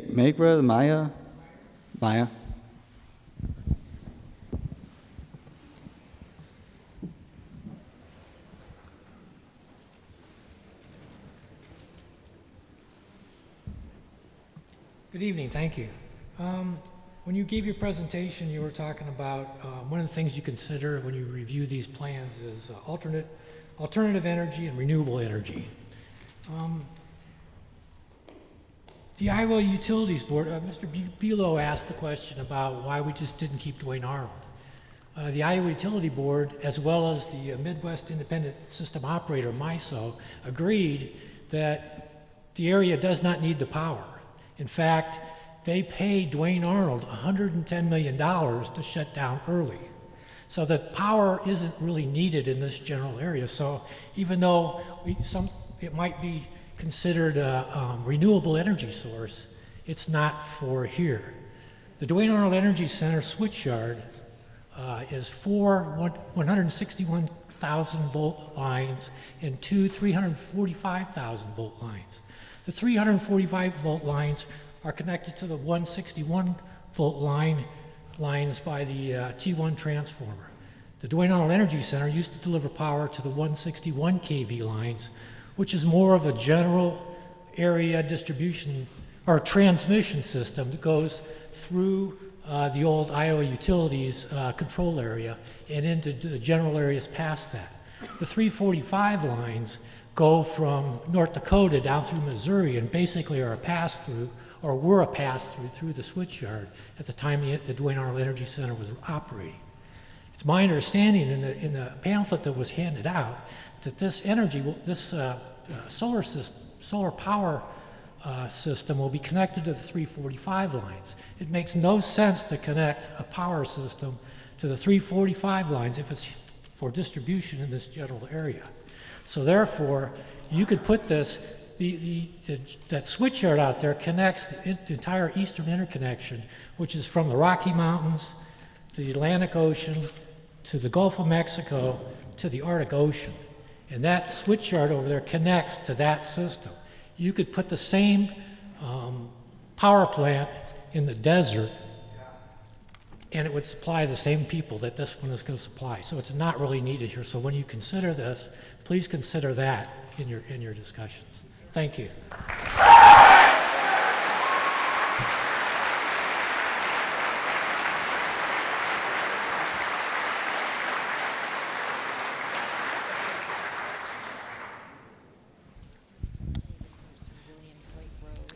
And I'm sorry, I'm having trouble reading the next name. The address is 3829 Williams Lake Road.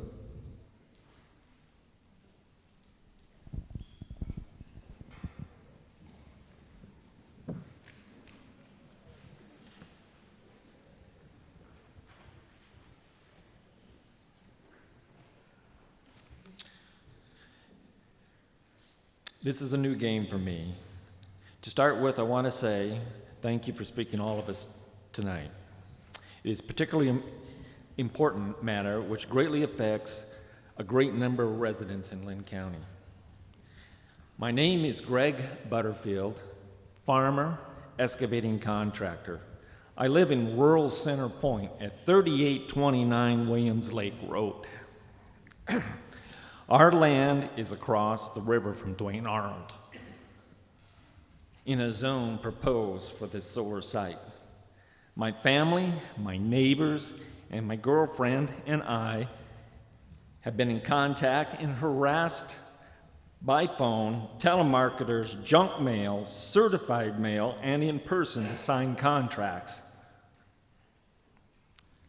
The word no doesn't seem to matter to them, as they are very persistent. This is an energy giant with seemingly unlimited resources at their disposal. This is being proposed as a solar farm. Farm as a definition in Webster's dictionary, a piece of land or water to raise crops or animals. Next error is misusing the term farm, as it is not tagged related ag and raises nothing.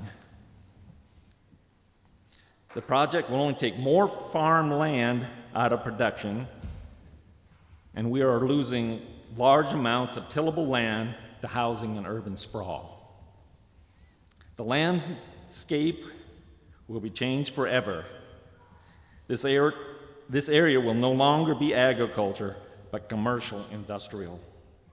Instead of green, growing fields, there will be miles of metal panels and chain link fence surrounding the area.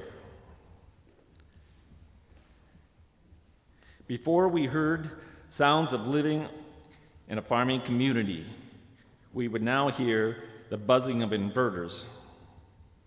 This will no longer be a community, but industrial. I personally will be affected by the loss of income, both as a farmer and a contractor. The land I rent to farm is in the proposed site. I would also lose the loss of opportunity of excavating jobs, since the lands will be covered with solar panels.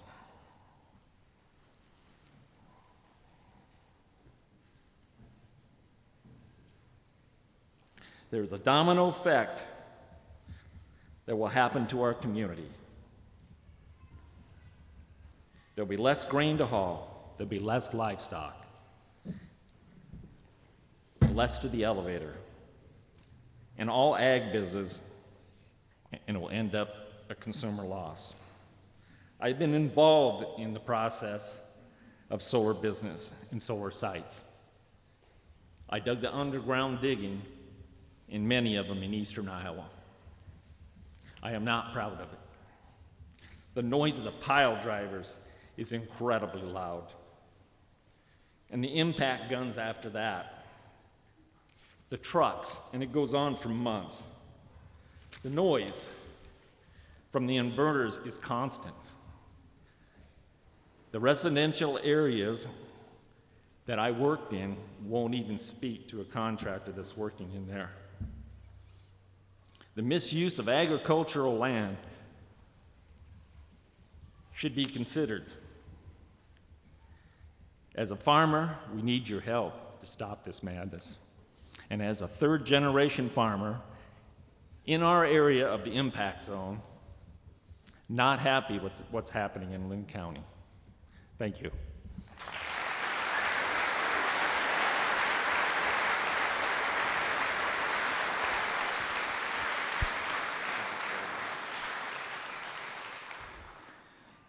Melanie Bell.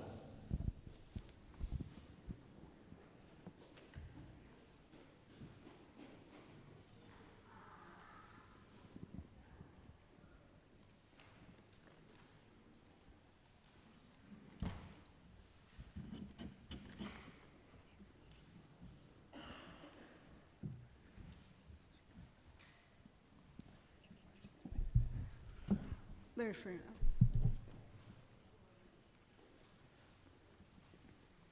Hi, Tonight I wanted to talk a little bit about the proposed area, that we're a resident in the proposed area, and this has been touched on a lot tonight, so I'll make it brief, but many of you have seen the map, this is Linn County and a little bit of Benton County, but the red area is the proposed area for the solar fields that they propose putting in, and the colored areas are the future growth of different towns. So the blue is Cedar Rapids and Palo and Robbins, Hiawatha, and Centerpoint, and you can see that there's overlap with all of these towns' future growth plans with the proposed area, which is a concern of mine, like how's the economy supposed to keep growing, how are developers supposed to keep building and more businesses opening if all these solar panels are in the way, because if they're there, who wants to build a house next to them? No one. Who wants to open a business next to them? Well, maybe if they're industrial, but their retail wouldn't. And then moving on to the next map, my other concerns is that this is a highly residential area that they're proposing. So I did a search, and there's over 3,500 homes in the proposed area. Now, I'm not an engineer and I'm not an artist, but get the general idea. And yes, there's 3,500 dots on that map. I counted them. But I just find that to put an industrial project in the backyard of a residential area is a gross misuse of the land and should not be allowed. Linn County would not allow a manufacturer plant to just put a manufacturing plant in someone's backyard because they came and wanted to do it. So I see that this is no different and should not be allowed for this use of land. It's an inappropriate use of the land for the residents and for the agricultural. I grew up on a farm. I owned farmland, not in this area, but I own farmland, so it's also very near and dear to my heart that this is just not a good use of our land and should not be permitted here. Thank you.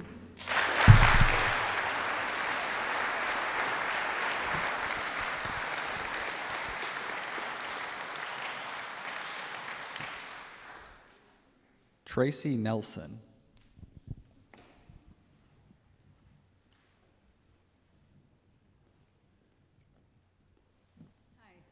Thank you for having us here. My husband and I, Don Nelson, we live just south of Pleasant Creek Lake, right on Pleasant Creek Road, and we're within 1,000 feet of the projected proposed plan that evidently don't have any proposal yet. But anyway, I have a question. Does Linn County have property that you intend to lease to NextEra? I've heard that, and I was just wondering.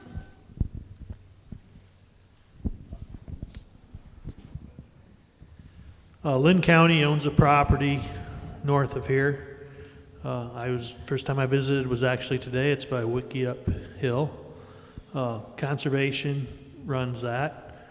A large part of the reason for this meeting was because Conservation came to us and was hoping or wishing they'd like to be involved in it if it comes to fruition, and we said no, that's not the right order because none of it's been approved yet, and so that's one of the reasons that we're here. But yes, there is a farm that Linn County owns, and they have approached Linn County Conservation as being part of the project. I don't know any details other than that. Have you ever discussed it at all, or? We have not, no. Have they showed you or given you a contract or anything? Not the supervisors, no. Okay. I was just interested. No, I have not seen a contract personally. I don't believe Ben probably has either. I would be fairly confident that Stacy has. None of us have seen any of this at this point, unless Planning and Zoning has. We have not, but County Conservation probably has. That'd be Dennis Goumet, the County Conservation Director. That lease agreement has not been forwarded on to the Board of Supervisors. They wanted to hold public meetings before even considering it. So yes, I'm sure somebody at County Conservation has that proposed lease, but no, it has not been forwarded on to any of the supervisors. Okay, do you think that would be a conflict of interest or anything as far as you're deciding on whether they go ahead with this? I think the key thing that Charlie Nichols said is that we did not support what they were doing. The supervisors hadn't at this time. Okay. You did just say that. I might have kind of worded it differently, but The supervisors have made it known they would not want to sign a lease agreement until the project itself is voted on, to avoid that conflict of interest where there would be a monetary gain if they approved a project. Do you know if the county or Cedar Rapids any would give Dexterra any kind of tax incentive to build there? The county or the city would not offer any tax incentive for NextEra. I believe there are state tax incentives for solar, but there are no local tax incentives. Okay. All right.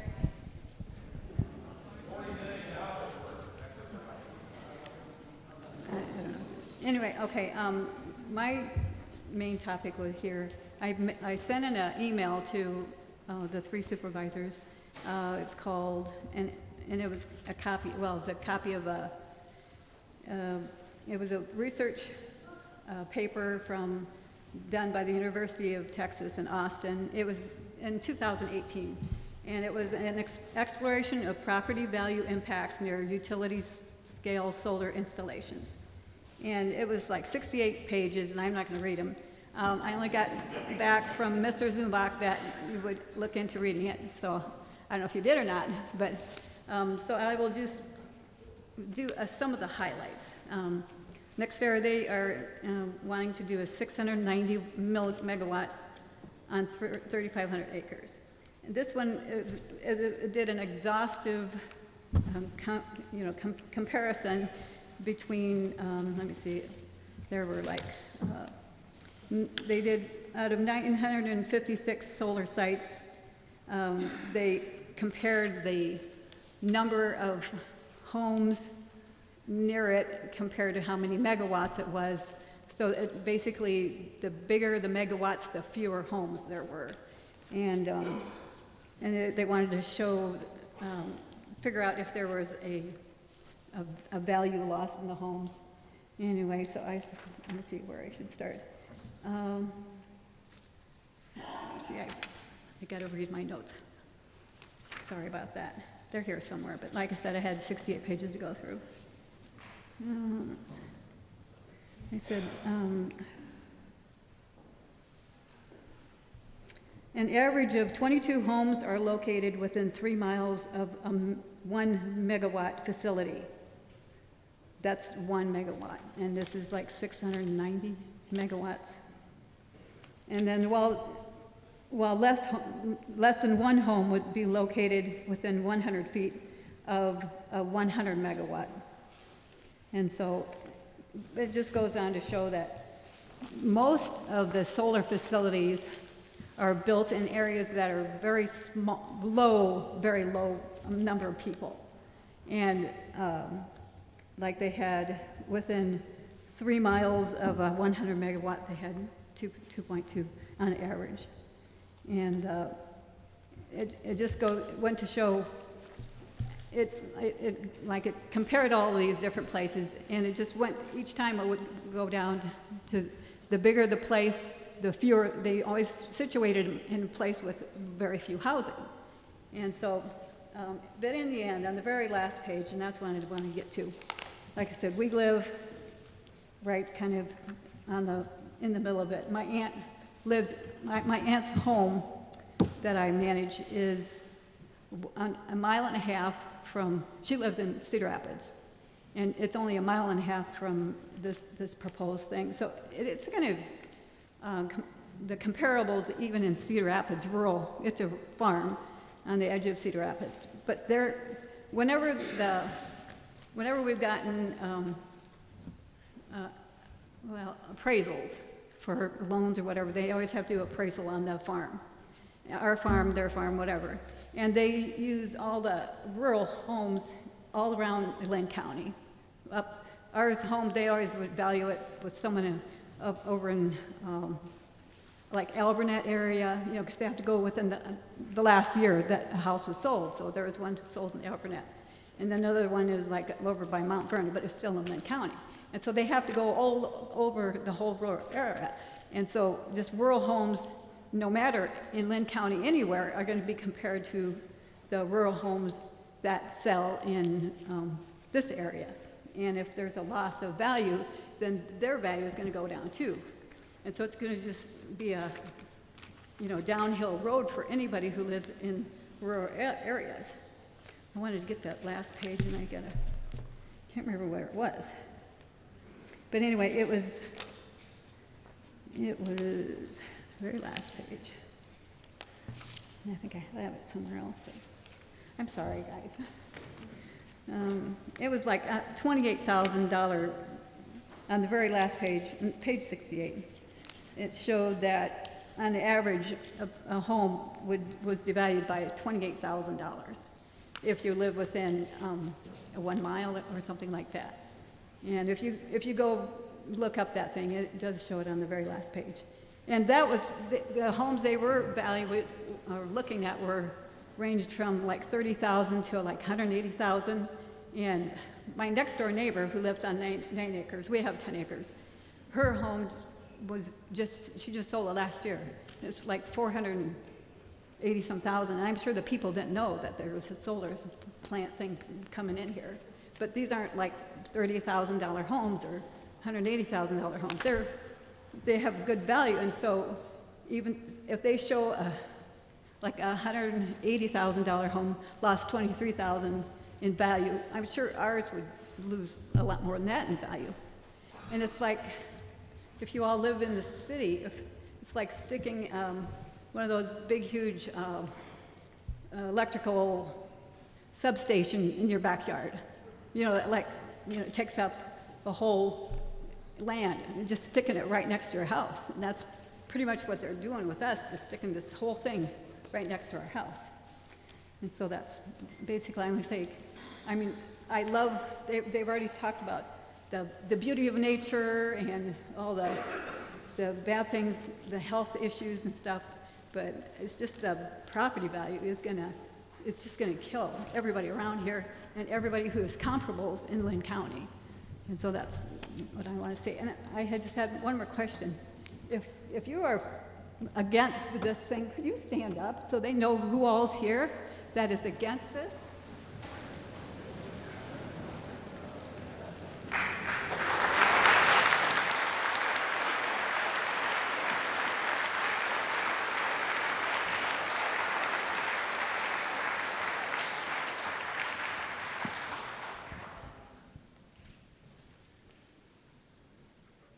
Rick Hannon.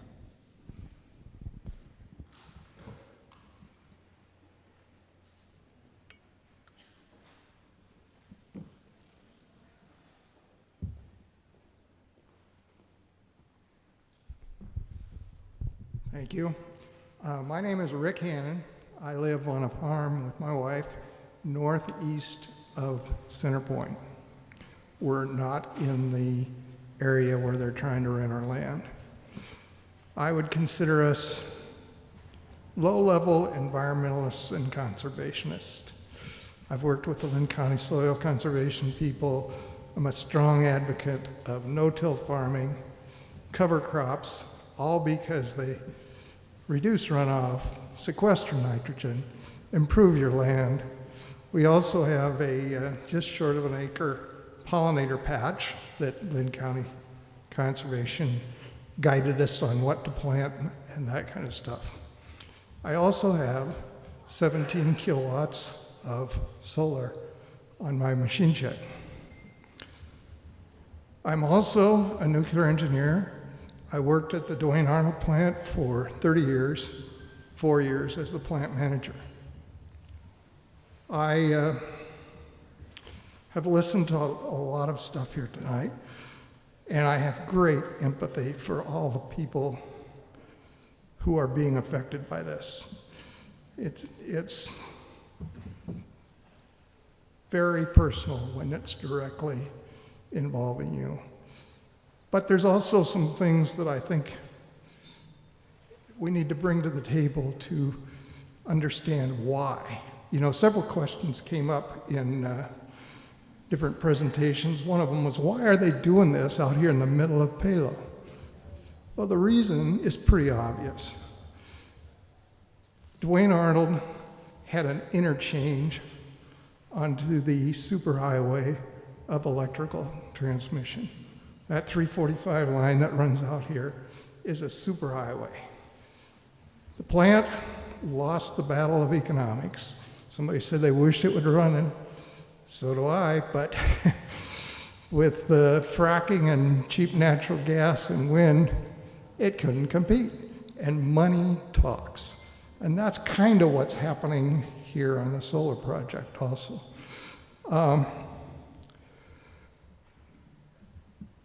The other thing that's kind of important about how this evolves is not only and I'm trying not to be negative for the people that are directly involved here, but not only are you up against some really big money, you're up against a really big social issue. And that's the climate change and what the pollution is causing for global warming. When I was the plant manager out here at Dwayne Arnold, it's a roughly 600 megawatt plant. There's a coal station down by Ottumwa Generating Station, OGS. It's also about a 600 megawatt plant. That plant burns about 100 train cars of coal a day. And they're roughly 100, 110 tons per car. They bring it in a whole ton, and they have to dump coal so fast that they have a machine that turns the cars upside down to dump the coal. But the point is that this project is 600 megawatts also, or roughly that.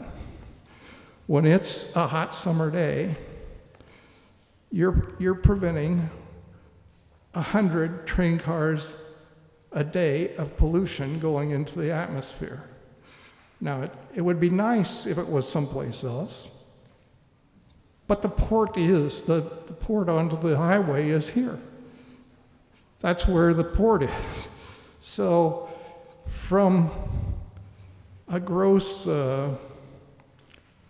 social benefit, solar is a great benefit for displacing a lot of pollution. And you know, that's kind of my point about this project, is I have great empathy for the people it's going to affect. It's the classic of society needs something, but everybody wants it in somebody else's backyard. And that's all I have to say. Thank you.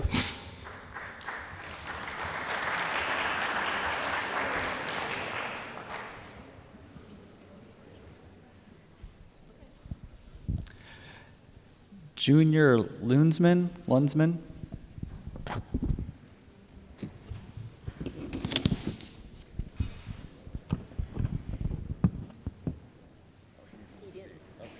Okay, that name didn't mark that they wanted to speak. Greg Johnston.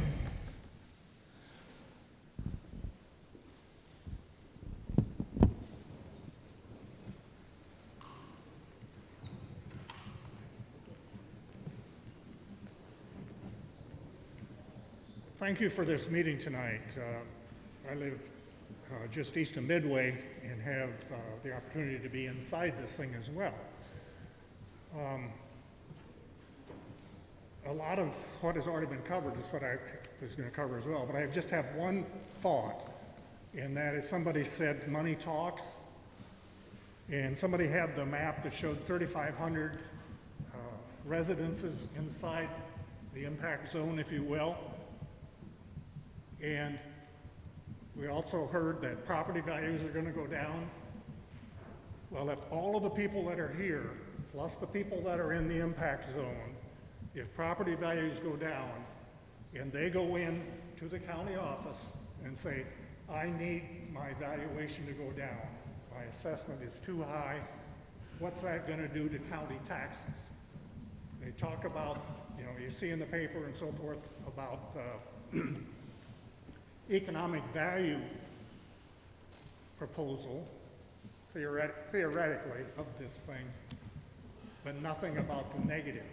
There's an offset. So I'd ask you to consider that there is a negative impact to doing this as well.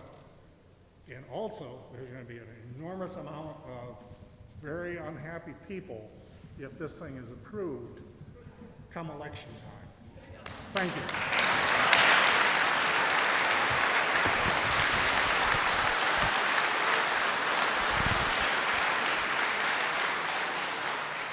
you. Lisa Miller.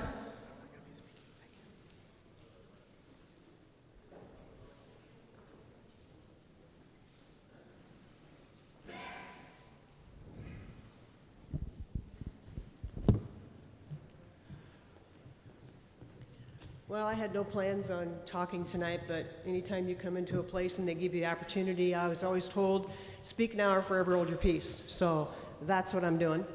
My husband and I just live literally a quarter mile up the road. We are not farmers, we are hobby farmers. We've been there about 6.5 years. And how many times have you made a deal with somebody by a handshake? Jason Quapple back there on a handshake with my husband, met him for the first time, joined with us and helped us get the property where we were at. So we have slowly come into this community.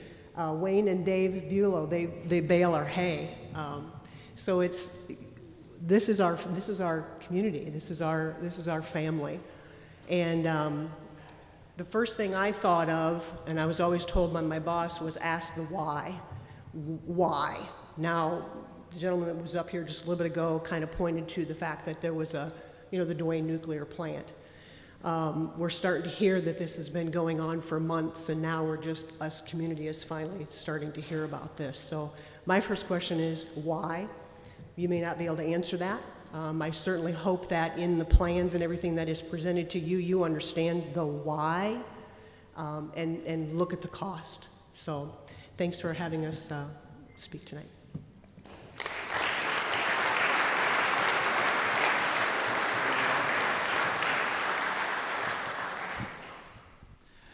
Julie Hoffman.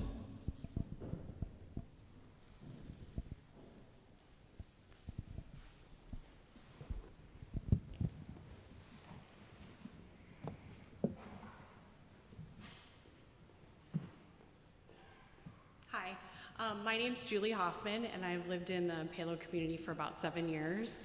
I live up by the state park. We never dreamed that we might have solar panels around our house. So I have a few questions for you. I also work in Shellsburg. I've worked there for 15 years. So how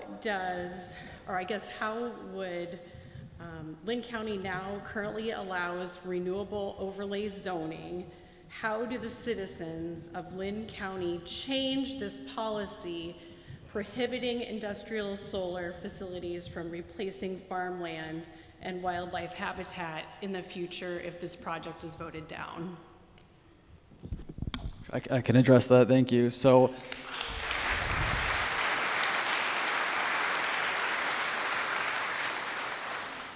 for Linn County to permanently change their ordinance on solar, that would need to be a direction from the Linn County Board of Supervisors. So I would encourage you to contact your supervisor and let them know that you would like the solar ordinance changed. The direction would have to come from them, and then it could be done.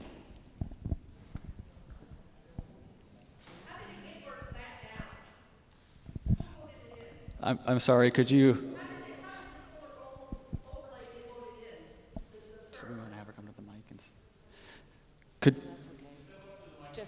Just repeat what she said. So could you step up to the microphone, please? I had trouble catching that. Oh, this is a different person. Yeah. I thought it was the same person. How did this overlay get voted in? We never knew anything about it. Sure. So our solar ordinance was first developed, I believe, in 2014. And at that point, it was by conditional use permit, which is approved by the Board of Adjustment. They are an appointed board. Last year, we decided to change that from a conditional use permit to a rezoning process. Who's we? The Planning and Development Department proposed it to the Board of Supervisors, who then voted on it. So the community had no input on it? We did hold solar workshops that were open to the public. They were not as well attended as this meeting, as you can imagine, because there was no project on the table. But the reasoning for changing it from a conditional use permit to a rezoning was that so the Board of Supervisors, elected officials, would decide on it rather than the Board of Adjustment, who are appointed officials. We felt that it was more appropriate to have elected officials decide on issues of this magnitude. Elected officials to decide what's going to happen to our communities. That doesn't make sense. Let us vote on it.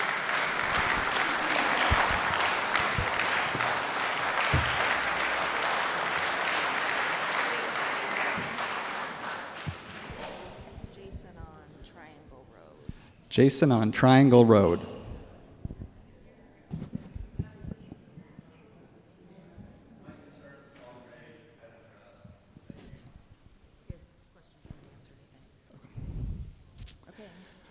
All right. Melody Cunningham.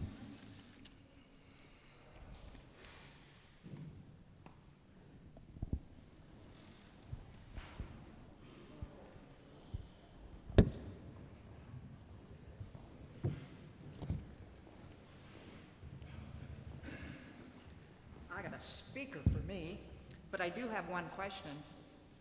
Why don't you let the public vote on this instead of you guys? Because we're not about the money. You guys are about the money. That's all you give a shit about is money. Not us, but money. Go ahead.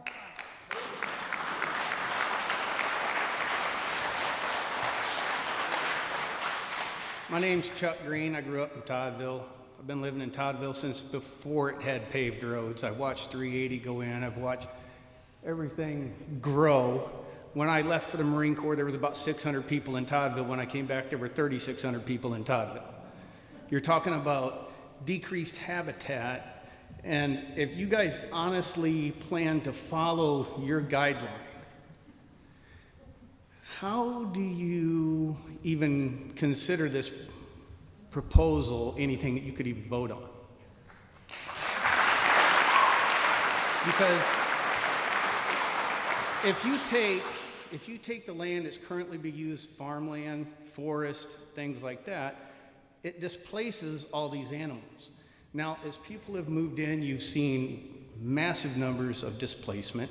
You've got raccoons breaking into people's houses and coming around, possums, deer, Lyme disease, all that different stuff. You're already talking that you're going to watch for health hazards, but you're saying that you're going to increase those health hazards by habitat displacement. Now, I don't know if anybody here has actually ever been a part of a solar farm. Has anybody on the board actually taken place in working on one?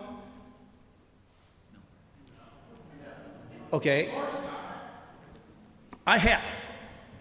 I've worked for some of the biggest names out there. I worked for Murphy Brothers back in the 90s when they were installing everybody. I helped install the gas lines from Center Point all the way to Ames. I've worked for Mid-America. I've worked for Alliant as an installer, as a locator. I've worked for some of these big things like Altoona. They did a little solar farm down there. There's nothing green about it. You can, you guys don't even know whether you're doing free float columns or if you're doing pad columns or you're doing 100% total coverage. Now, unless you do 100% total coverage, with the current land out here, anybody who grows up in Iowa knows what happens when it's cold in the morning. You get dew. Those solar panels have been hot all day. They're going to condensate, they're going to build up as everything starts to float around. If you have a black car and you live around here, you know what happens. You wake up, it's covered in everything. That's what's going to happen to the solar panels.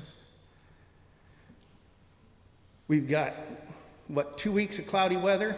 Best solar panel on the market produces about 20% of its capability on a cloudy day.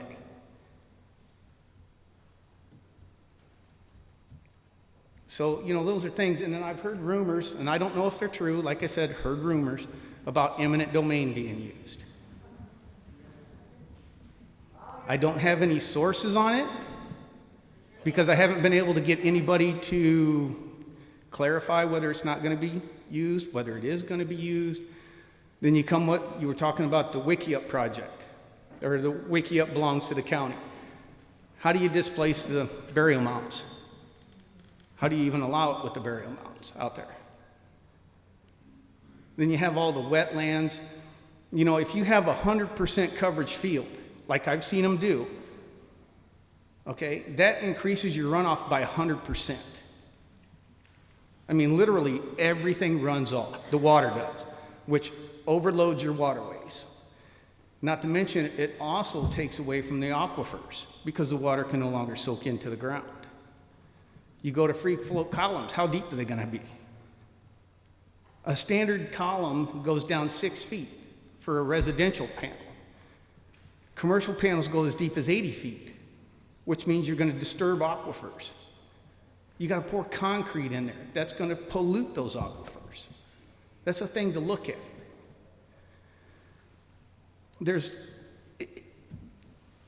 I looked at the thing. You have a lot of good points up there. You guys have been pretty good, but at this point, you guys actually can't answer a single question. And I told them, I said, you know, until you guys get the application, until you start that, I wanted to be the dark horse because I wanted to come up here and see if you guys are willing to put your jobs on the line if this isn't done right.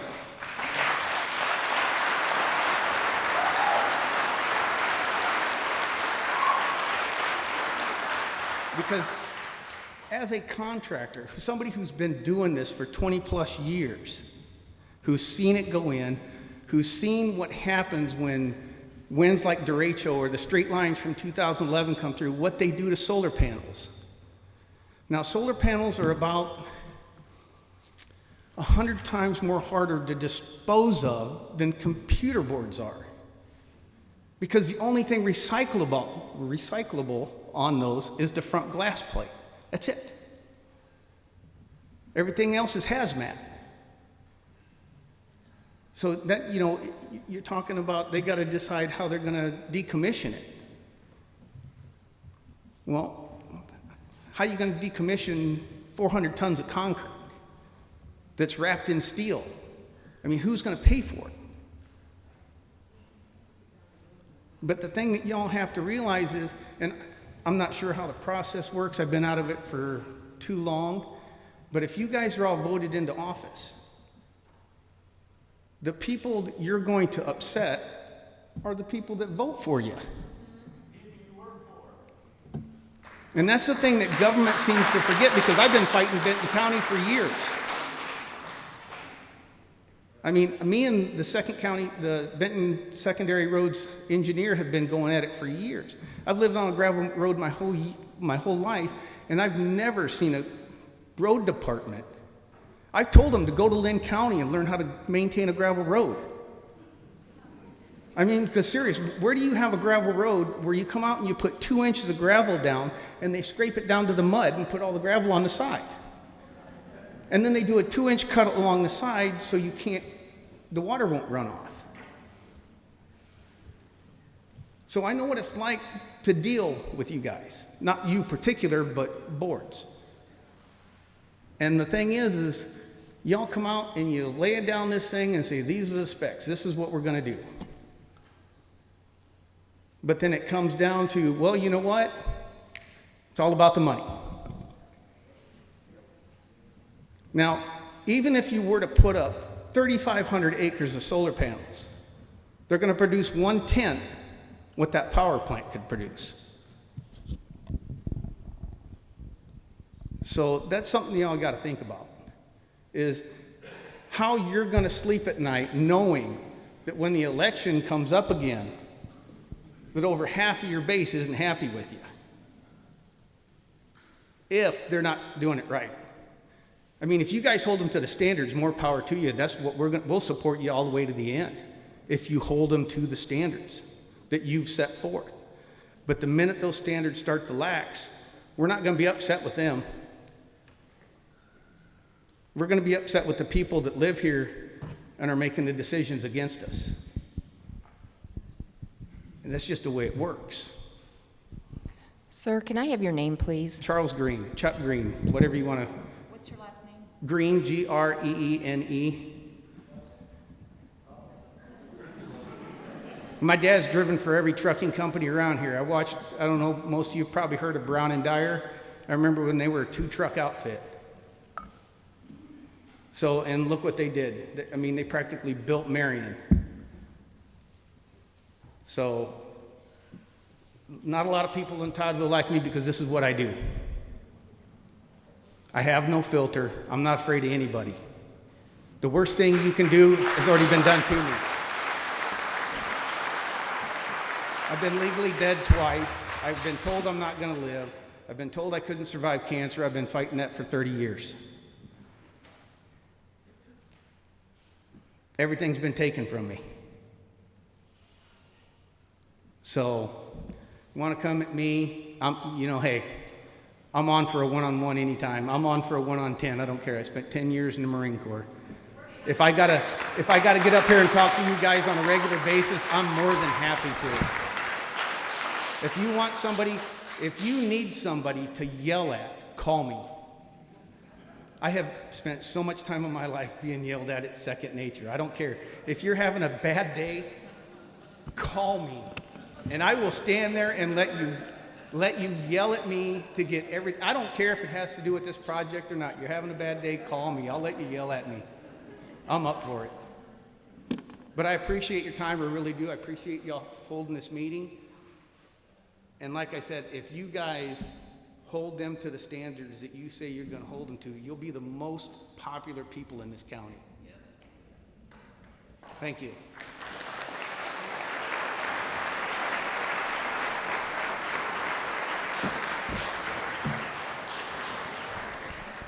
I just have a quick question for the Board of Supervisors. What would it take from the community for you to consider changing the solar ordinance for Linn County today? Or tomorrow, like now, not waiting. I'm sorry, I don't remember your name. Melanie Bell. And what was your, the speaker's pointing that way, so sometimes it's hard for us to. What would it take from the community for the Board of Supervisors to consider changing the solar ordinance? So what would it take to change this? What would you be looking for? What would you need to do? Like, how would it change? So the question is, what would it take to change the ordinance? What would you like? Would you want it to revert back to what it was?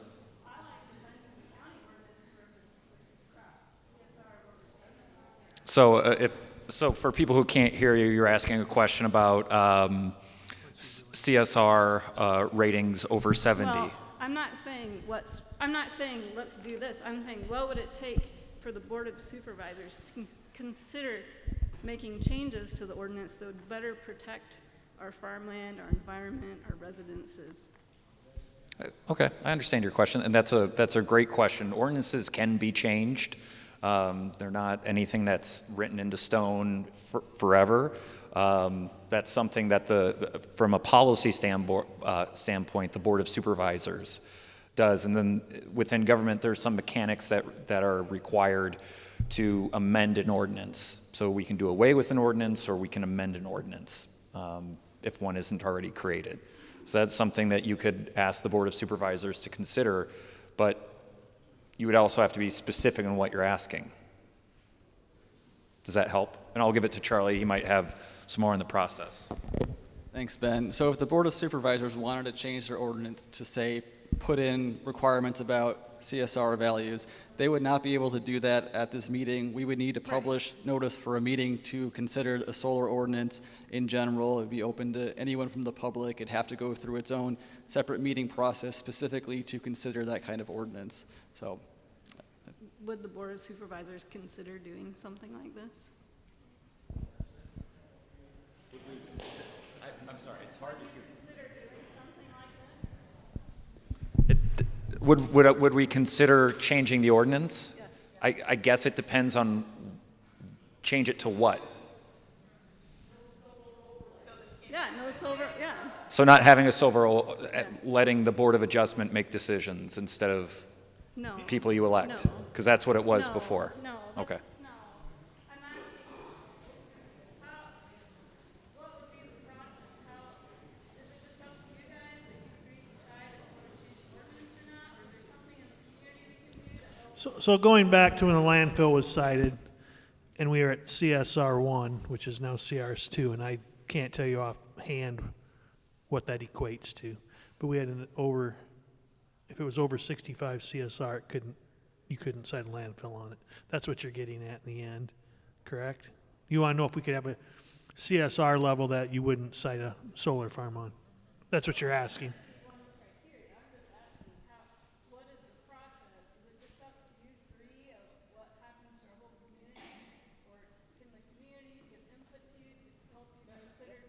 Definitely. Like how many people would need to contact you and say we want this changed before you would consider doing it? So, yeah, there really is no number to give you. I mean, we already have an ordinance. If you want,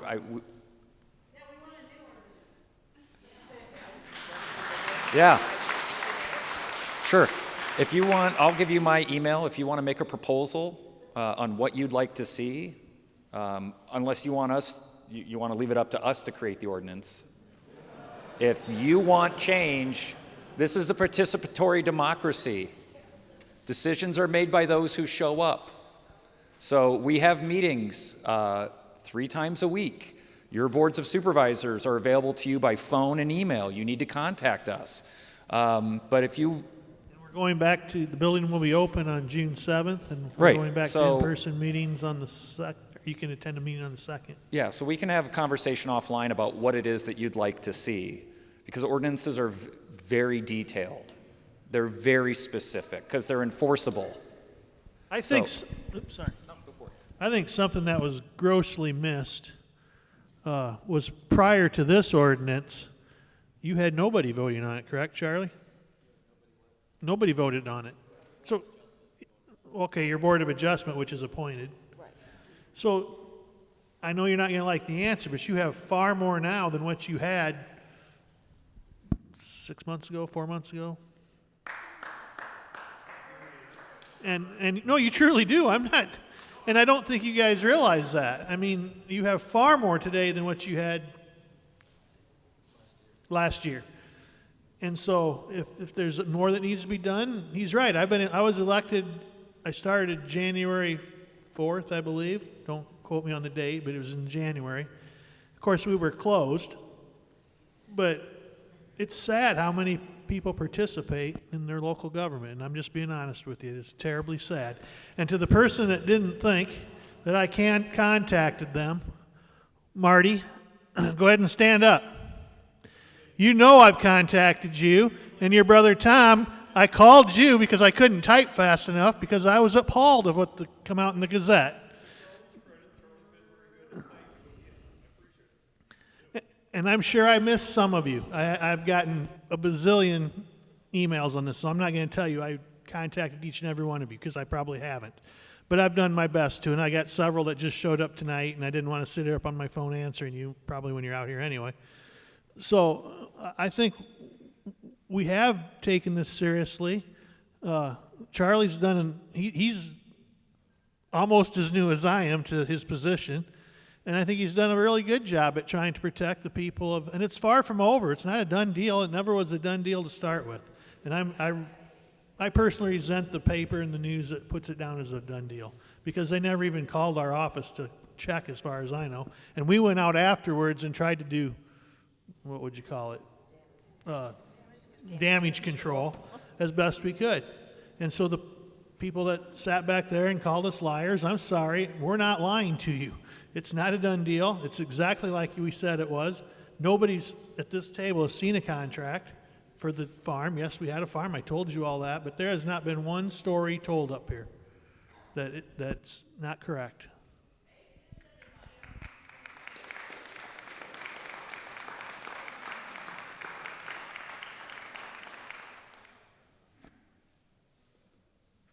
Beth Dunkel. Beth Dunkel?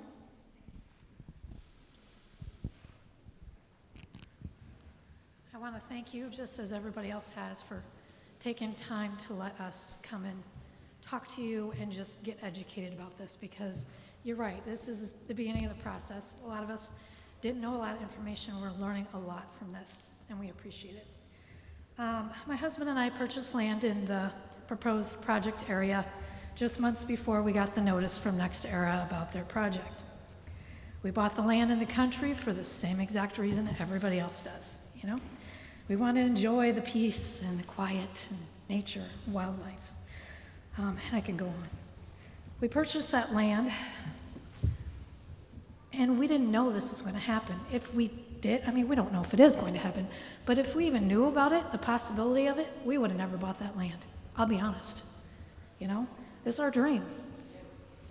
I was ranked 8th in the nation for the best suitable farming. Why isn't NextEra considering putting their project in an area less suitable for farming? They have 42 states to choose from. And that's not directed at you guys, that's NextEra. And I will deal with them when we can. My husband is a captain of Centerpoint Fire Department. Very proud of him and all the hardworking fire people in that department. Every time he responds to a call, of course I worry about his safety and the safety of everyone on that call. Now, I get to add the extra stress, if NextEra goes through with this project, of worrying about solar field fires. The chemicals being breathed in has already been mentioned by another firefighter, and I thank him for his service, many years of service. You know, it also affects everyone living around that fire, having to breathe it. The water runoff from that water that put the fire out, you know, that's affecting everyone living around it. You know, and obviously, you know, I hate to bring that up again, but I just want to mention it because I'm invested being a wife of a fireman. One last thing. I have stage 4 colon cancer. If NextEra is voted in and this project surrounds my property, you know, just so you guys can make money, you know, I just sit there and I think about that. We don't even get the energy that's gained from the solar. It goes to another state, so we're not even benefiting. So, you know, that really upsets me deeply. You know, it's going to ruin the remaining years of my life, and my quality of life is going to decrease even more having it there.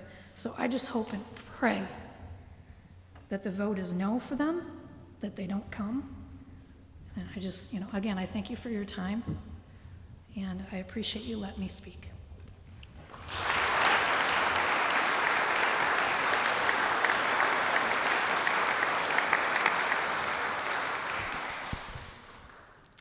All right, so we have gone through everyone on our sign-up sheet for in-person questions. I do have some questions through email from people participating through GoToMeeting that I will go through now. And I just want to thank everyone. This is our first time having a joint in-person and virtual meeting, and thank you for your cooperation. I think it's gone fairly smoothly here. So I will go through the questions I have now, and at the end, if there are people still here who would like to speak, can I just real quick? Sure, yeah. Hey, everybody knows that I have a huge voice in Palo and I stand up, but you have to look at the board. We have it. I've been on the committee, you know, talking about the no solar and doing all the emails and doing a lot of research, but planning and zoning has done a really good job, okay? Because now we do have 3 people that are going to vote on it. I think everybody in here, I mean, we're going to have our 3 supervisors have their say. And if they go by what planning and zoning has shown us, it's going to be a tough battle for them to get through. So everybody here needs to thank them and send their concerns to them. No one needs to pound them or, you know, they're liars. They're working very hard for us. They are elected officials. And that's what we need to send our concerns. I want to thank you. I sent a concern to all 3 of them. I got 1 response back. Meant a lot to me, you know, that he took the time out and responded. So everybody needs to just keep sending your concerns, your friends' concerns. Yeah, we got a lot going on, but it's set up.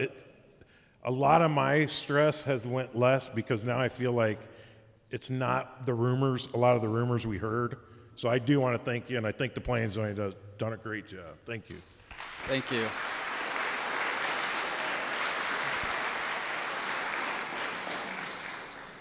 All right, so our first question by email is, can the number of acres of land already leased by landowners to participate in the solar project be provided, and or can the location of that land be provided?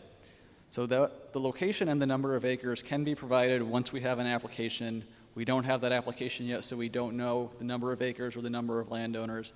I realize it's frustrating for many of you who have specific questions about this project in your backyard, and it's frustrating for us to hear us keep saying we can't give specific answers because we don't have all the details yet. But just know this is the first of a series of public meetings, and when we get those details, we will dive into these detailed answers. The second question is, who are you waiting on to get more information regarding environmental issues? Will you consult the Iowa Department of Natural Resources? Do they get a say? So what we were waiting on is a completed project submittal that identifies where all the panels would be placed. We could then identify what type of environmental issues there would potentially be. The Iowa Department of Natural Resources will be involved if they are developing near rivers or streams.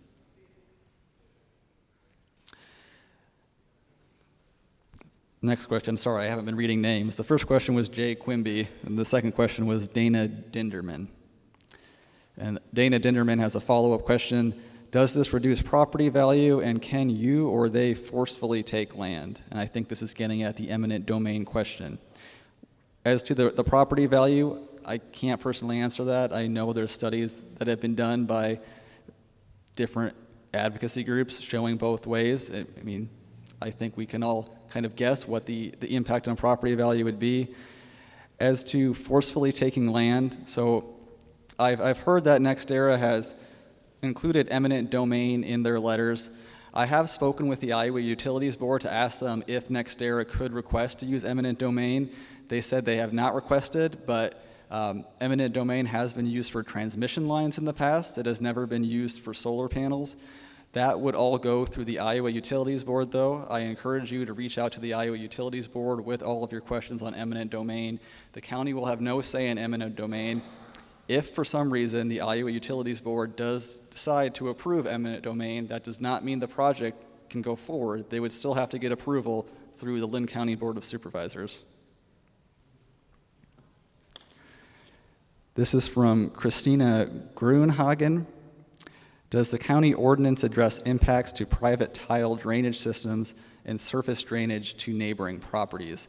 I would say yes, we do require stormwater management plans. We require drainage plans showing the impact of all the drainage from the solar systems, including subsurface drainage. Thank you. Stormwater management never gets a clap. Yeah. This is from Ted Hoffman. Linn County currently allows a renewable energy zoning overlay. What is the process to change Linn County zoning to prohibit this? I think we've gone over that already. From Chris Cardos, to what extent, if any, does depression of property values factor into the final decision? So you saw me go over the standards for approval, and you might have noticed that property values is not one of our standards for approval. And this is due to a couple of reasons. The first is that property values cut both ways.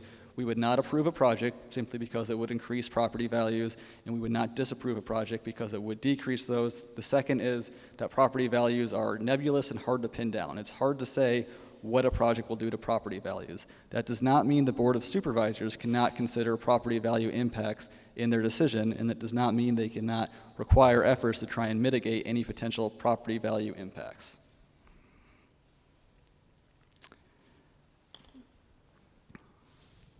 This is from Kevin James. During the opening slide presentation, you stated multiple times that the local city council could make a recommendation but did not have a vote. Who has the final say/vote? That was never discussed. The final say will be had by the Board of Supervisors. They will be making the final decision to vote to approve or disapprove. There is the separate Iowa Utilities Board process. Both the Iowa Utilities Board and the Board of Supervisors would have to approve a project in Linn County.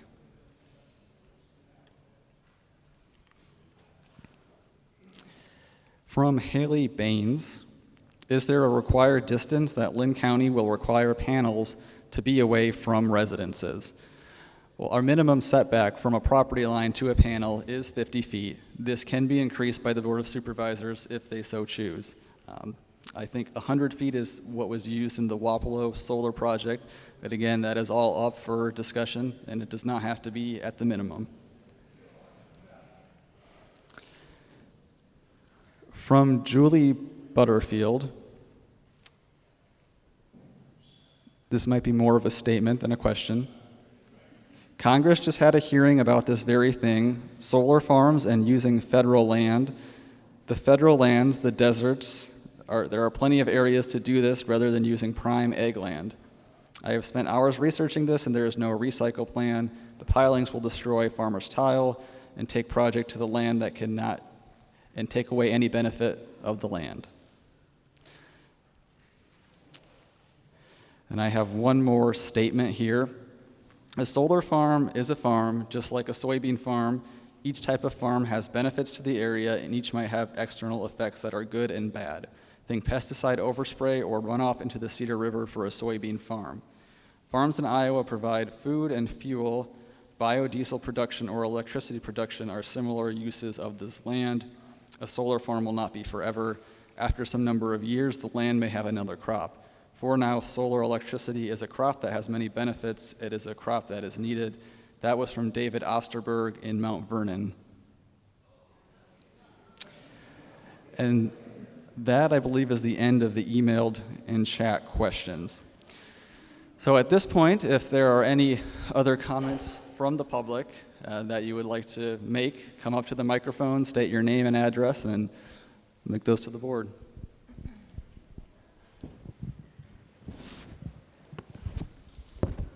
Hi, my name is Brian Mullenbach, and I am a resident within the proposed area. Would you be able to share how many people were online tonight? How many viewers were viewing this online? Do you have a number over there for how many are currently? 230? All right, thanks.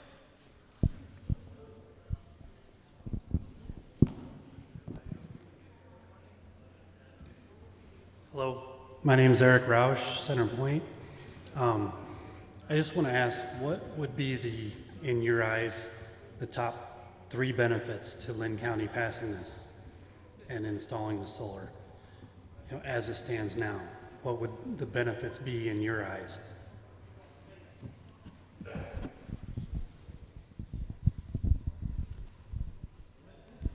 Well, I'll go after he does. Sure. Worry. I'm not trying to load the question. I'm curious what you see as this. Sure. So just because we have an ordinance on the books doesn't mean that this will be a reality, right? So if I were to look at the benefit, I would want to look at the size. And I think when I first started hearing about this, it was in and around the decommissioned plant.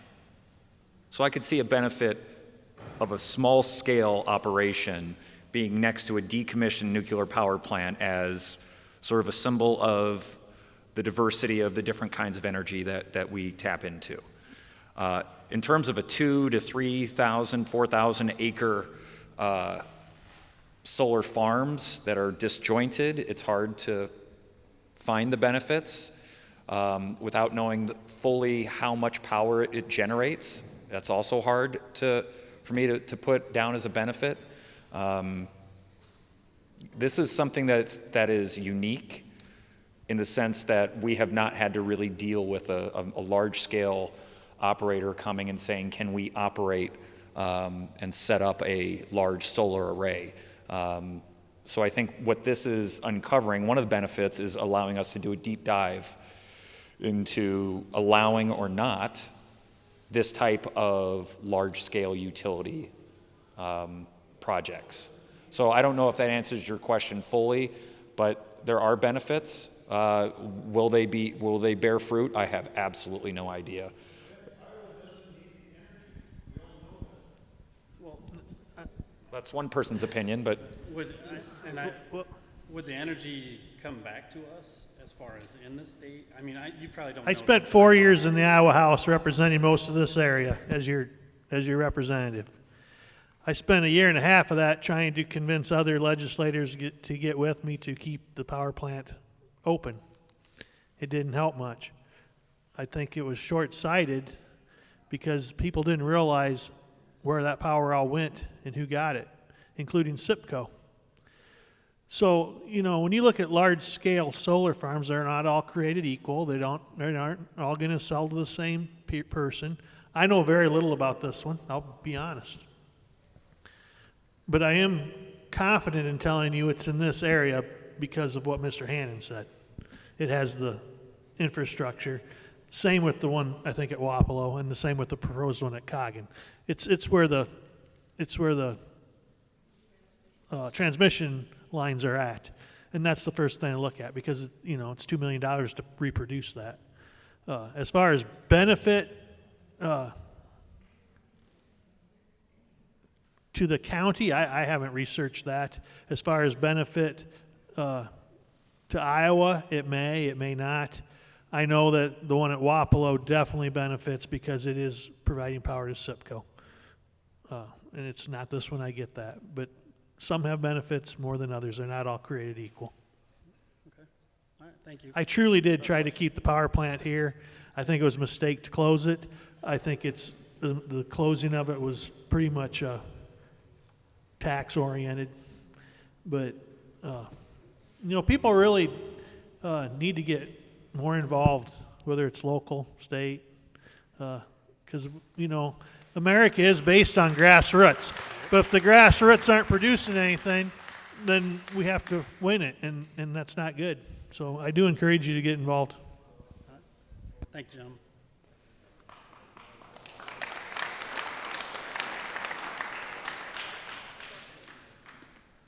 I'm Kyle Kinsling, live in the proposed area.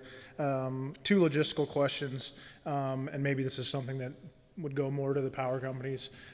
Should eminent domain become a real thing, would that eminent domain begin at the power plant and work its way away from the power plant? Or is that maybe is this power company question? Okay.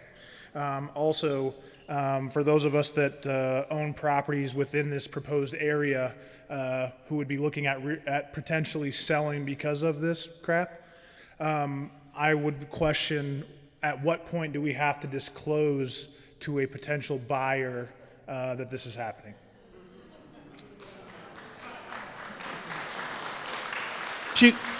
There, can you hear me? Yes. I would guess you have enough signs around that they would probably be fully informed. Thank you.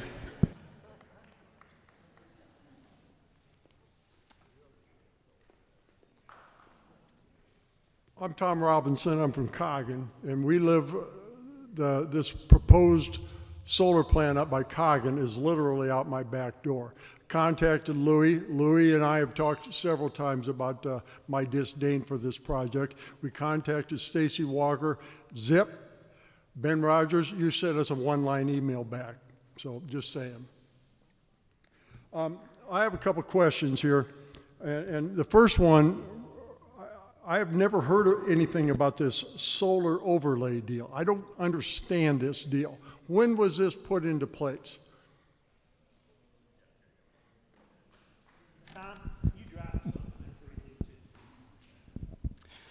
So the solar overlay was put into place in December of last year. Before this, they were done by conditional use permits. Yeah, you knew about the Clenera project at that point. So that was put in place.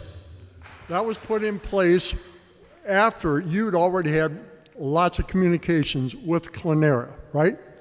We had communication with several solar companies. None of So them had said they were planning on applying yet. Don't you see some conflict of interest there?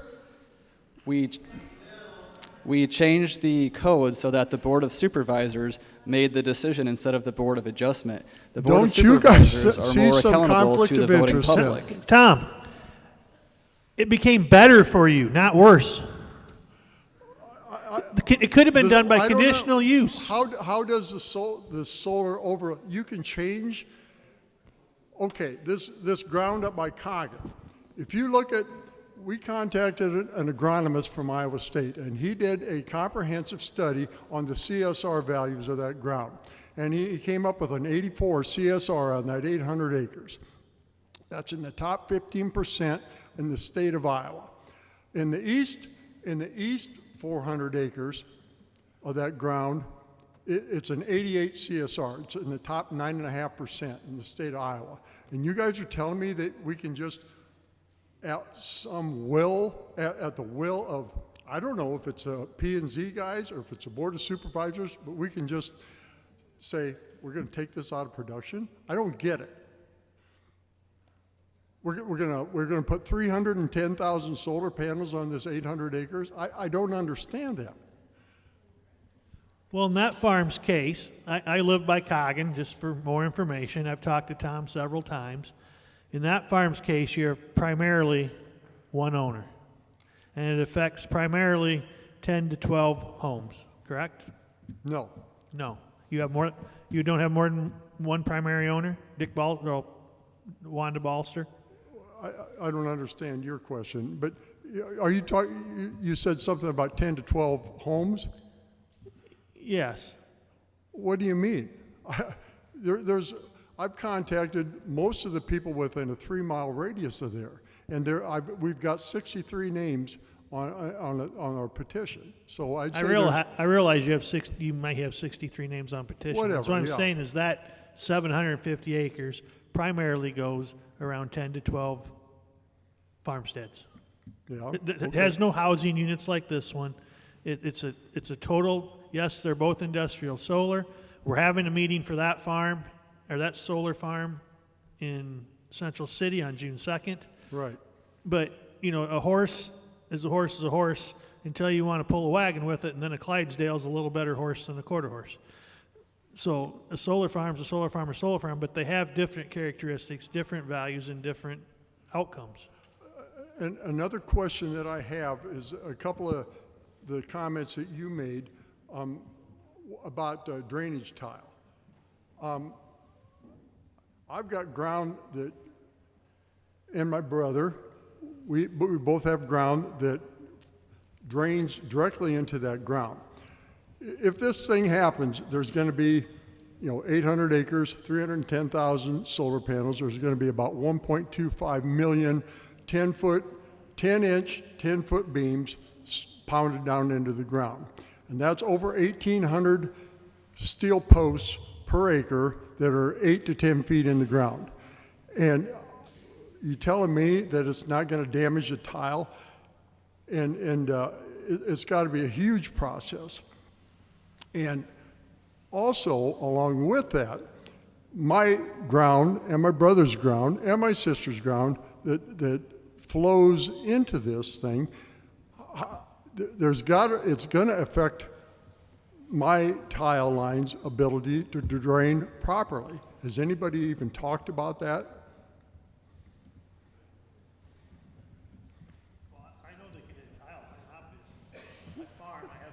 I understand that, but don't you think if they're going to put in 1,800 plus steel beams, 8 foot in the ground, 1,800 steel beams per acre on this, do you think these guys that are pile driving these down in the ground give a doggone where my tile lines are, or the existing tile, the main that goes through that ground? You think they really give a rip? I don't.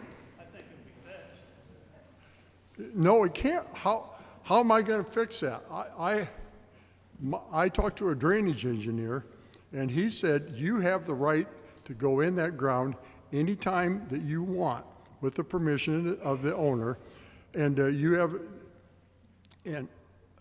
I have if something gets plugged or backed up, how am I going to remedy that? If my tile lines hook into the main that goes through the neighboring ground. I'm not going to argue with you. No, I'm saying how's it going to be fixed? If my tile blows up now and it's running over the top of the ground and runs onto yours, I go with my trackhoe, and I repair it. How am I going to do that if you got 3,000 solar panels around here and you got underground lines? I've believe, okay, well, now we're getting into specifics of it, and I don't know enough about them to argue. Well, it's a big deal. I don't know enough about either one of these specific farms to tell you whether it's underground wires, it's above ground wires, they're using cement or not. It's underground. I don't have enough information. Okay. All right, thank you.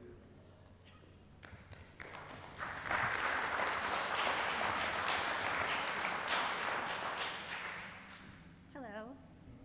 I'm a little short, so hopefully you can hear me okay.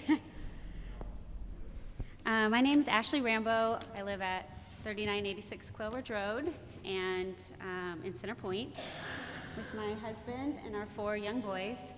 And, you know, if this goes through, we stand to possibly be surrounded on 3 of the 4 sides of our property with solar panels. We live on top of a hill and have $1 million view right now of rolling acres.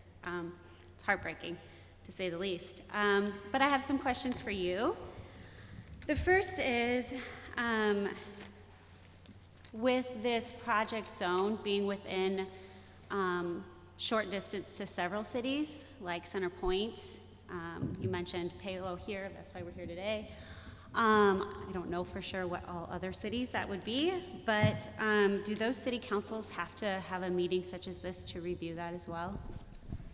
It depends on the city and the 2080 agreement they have with the county. A 2080 agreement basically designates duties that a city has in a 2-mile review radius around their borders and duties that the county has. So if this project is located within 2 miles of Palo, their strategic plan, their 2080 agreement says that they can review it and provide comment on it. They do not get approval authority over it. I believe there is no city that has approval authority in their agreements for rezoning projects, but they do have the ability, unless they waive it, to review the projects and provide comment to the Board of Supervisors on them.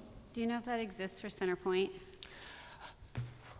I would have to look that up and get to you. I know we had to, I don't know the official term, we had... Subdivision? Yeah, basically the road divided our property funny, so we just had to split it differently so the banks liked it. I remember your case, yes. Oh, yes, so we talked, okay. Took 1.5 years and more money than I cared to spend just to keep the same property we have. But anyways, we also had to get approved by Center Point for that, so I would imagine. Right, so for subdivisions, there's a state law that if a subdivision is within 2 miles of a city, they get, it's called extraterritorial review authority. So cities have to review subdivisions within that 2-mile radius. This is not a subdivision. If NextEra or Clinera or any solar developer was proposing to subdivide land, then yes, a city would have to provide approval for that. Thank you. My other question is, so the solar company, NextEra, has been having conversations with you for a while, but they haven't had a public meeting yet. And so my question, I mean, if we have the room like it was earlier and the online attendance, without many people being aware still, like the news is still spreading, so like once they finally have that, is it true that they have to have that? Did that get did they, because they were trying to get out of that, right? Yeah. Okay, so when they finally have their public meeting, how does that fit in your timeline? Will we have more people, you know, will we have another meeting like this where more people can weigh in? Where does that fit? So yes, when they do apply, we will have another public meeting like this. We'll probably, I don't know if we'll use this space or a bigger space, but just based on this crowd, we'll need to prepare for a very large crowd. Yeah. So what we did to publicize this meeting is we contacted the local press. We did a publication on our Facebook page. I reached out to Sarah Alden because she had contacted me before to let her group know that we were doing this. We'll do something similar. We'll also send notices to property owners within 500 feet of the project boundary, letting them know of the meeting schedule. So those are the steps we'll take to get the word out about it. Thank you. Last and final question and comment. So a little bit about my background. I worked 15 years in the corporate world. I've served on leadership teams and most recently took an adventure in teaching high school business. And a big part of what you do as a leader and as an educator is provide clear expectations. And from what I can tell, You guys have provided clear expectations on what needs to be met for this project to be approved. And you know, we're grateful. I think we all felt a little relief when we heard some of those expectations. Although in the comment, in the back of my mind, I think it seems unrealistic to think that they could meet all of those expectations. However,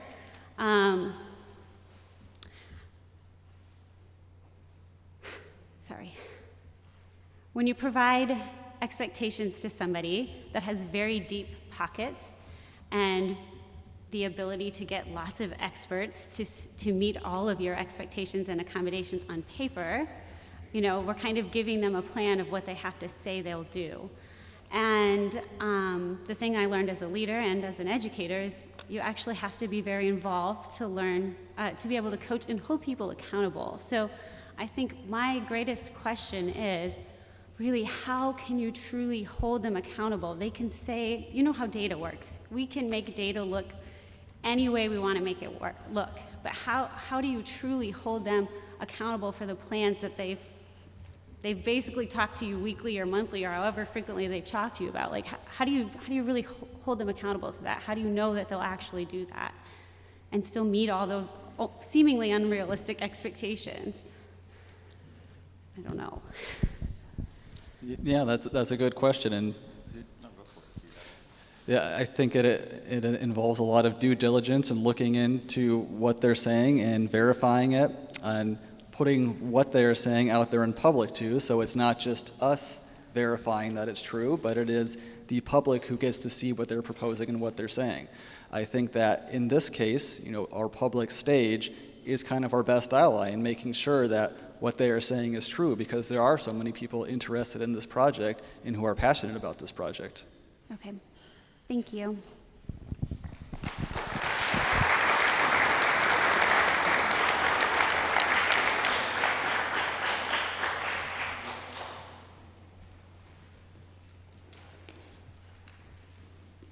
All right, I'm Brian Mullenbach, because I don't think the mic was on last time, from rural Center Point, part of the proposed area. So this vote process seems a little fast.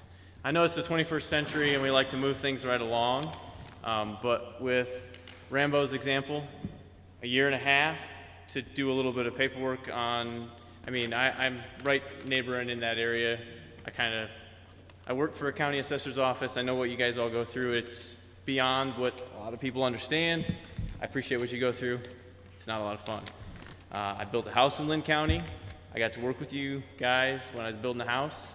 Very much appreciated you holding contractors to the required standards, so me as a layperson, doesn't know any better, didn't get ripped off. I appreciate that. But the big thing is how do we slow this process down? I mean, yeah, how do we slow it down? I mean, yeah, that's the first question. How do we slow the process down? All right. Good points you raised there, and yes, that process that I showed where, you know, bam, bam, Planning Zoning Commission, first reading, second reading, third reading, those are a best case scenario if all of the questions are answered up front, which most likely they won't be. So it'll likely take county staff longer than just the standard 1 month review to go over these documents. So that will be the first thing that slows it down, depending on the scope of the project, which is probably going to be very large. It'll probably take us longer to review it. The Planning and Zoning Commission meeting, they don't have to make a vote at their first meeting. They can table it and ask for more information, and that is pretty common on complex projects. The Board of Supervisors at their first, second, third reading, they don't have to make votes. They can postpone or continue the meetings to ask for more information. So throughout that process, there are points where if things need to slow down to get more information, that can be done. Okay. All of the points that you put out there for them to meet, all the documentation that they have to provide, is that public record? Yes. Well, what platform will that be put out on so it can all be reviewed and we can be a little bit more prepared when we come to the meetings? Really good question. So I believe on the handout, there is a link to our case review website on the Linn County, linncounty.org website. When we get those documents, we put them up on our website. So we will have them available for anyone to come and look at and download. And if it's not on there, I can send that to anyone who's interested. yeah, feel free to send that out like you did for this meeting. I Sure. appreciate that. 'Cause, Yes. Those will be on our website, though, for anyone to look at. Okay. Sounds good. We appreciate it. And yeah, we'll probably need some bigger venues. You're probably going to get quite a bit of support from the community to come and visit you guys. Thank you.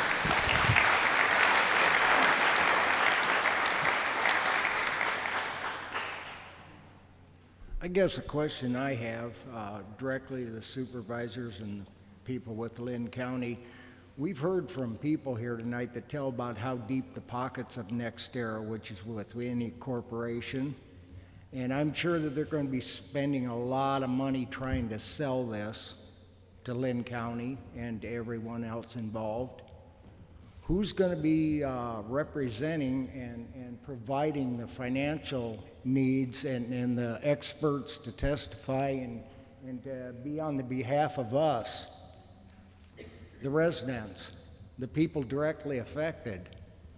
Where's the money coming from for that? Are you going to hire some experts that'll counter the views and the points of NextEra? Yeah, that's a great question. That's a really fair question, and I'm glad that you brought that up, because money has been brought up a lot tonight, and I don't know if it's specific to us. People saying this is all about the money. I don't know if that's towards NextEra or if that's people are insinuating it somehow. It's just corporate America. Yeah, I figured. First of all, they have to spend money to try and sell this. What you have is advocacy. You have your livelihoods, you have your stories. I don't know if, was his name Joe or Joe Kepner? Is that his name? That was one of the most inspiring talks I think honest to God, I've ever heard. And you can't put a price tag on that. And same thing, similar in Midway Toddville when there was going to be a sort of a waste treatment wood chip facility being proposed.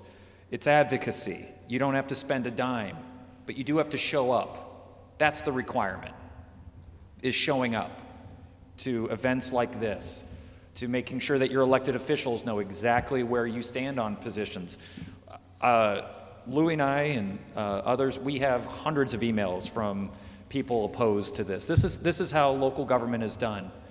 So when you saw me kind of scratching my head, or maybe we were looking at each other, or maybe we got a little combative when people said, well, why does that elected officials get to make these decisions? We make decisions on your behalf. You elect us. That doesn't mean that we'll necessarily always make the decisions you would like us to make. But this is, as I said before, a representative democracy. You elect people to make decisions on your behalf, not unelected bureaucrats, not someone you appoint. That's, I think, what Louis was getting at, that this is a much better deal than someone you've never met, who's not beholden to you, who gets appointed, who has zero say. No one can tell them what to do. We do. You have access to us. So to answer your question, I think your guys' advocacy is the thing that money can't buy. They're going to try and throw maybe money at marketing and other stuff, but you really can't put a price tag on people's lives who are affected by this coming and saying, this is how it'll affect me. Like Ashley just said, 3 corners of her property will be affected by this. You can't put a price tag on that. But that can't be in silence. You have to let your elected officials know. You have to show up at a minimum, because they're going to come with the money. You need to come with your stories. That's how I would sell it.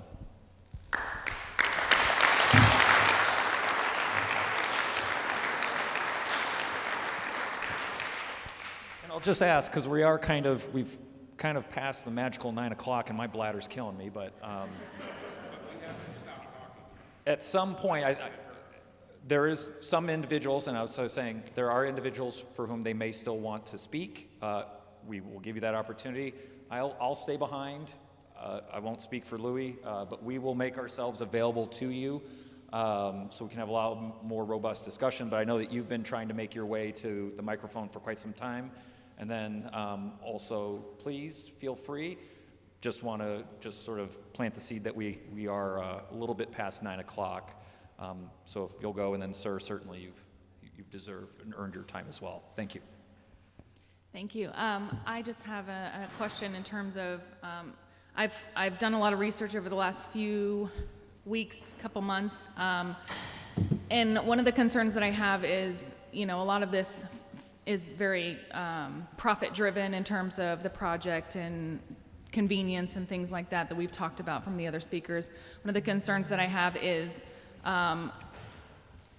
what protections do we have as a county if they invest in the money, they set up, they develop, the money dries up and it's cheaper for them to walk away? What does that look like for the county? Is that your responsibility to do? Is that the landowner's responsibility? How does that work? Yeah, that's a good question. Thanks, Sarah. So what our requirement has that tries to get at that is the decommissioning plan, where we will identify how much it costs to actually remove all the panels, and then we would possibly require, this would have to be approved by the board, but they could require a decommissioning bond that NextEra would have to post with the financial institution, and if they did walk away, the county could then cash that bond, and the county could go through that decommissioning process themselves if there is no responsible landowner to do it.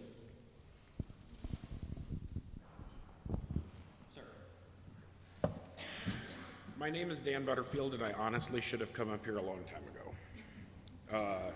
I am part of the Toddville address.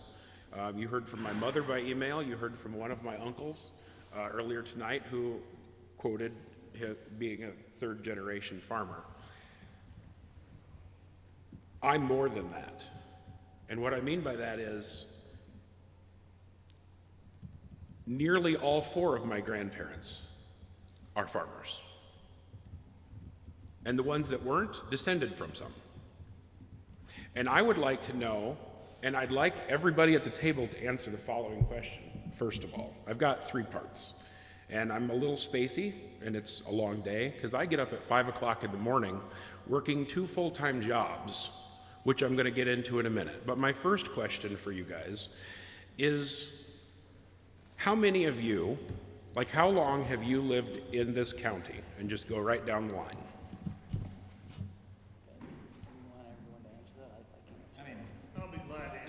Why could you? I've lived in Linn County my whole life. I'm a 5th-generation farmer. My family come from Switzerland in the 1870s, and I will, my wife and I should include her, of course, will own a heritage farm in the next 15 years. Thank you. I've lived here all of my life except for 4 years when my family and I lived in New Zealand, and I went to the University of Iowa. Short of that, every day has been spent here in Linn County. Thank you. What's that? The rest probably don't need that. Because they don't want to answer it. No. I'm Deputy Auditor Becky Shoup. I'm 64 years old. I've lived in Linn County 64 years. Awesome. Mom lives in Frederick. The reason I ask the question is, and I don't usually state my age publicly very often, but I'm 42 years old. And as a 3-year-old, I was pretty much babysat 100% of the time by my grandmother. And I don't share her last name, but I'm as much Rawson as the next person. We have a farm in Toddville that my grandpa's parents lived in that area and started a dairy.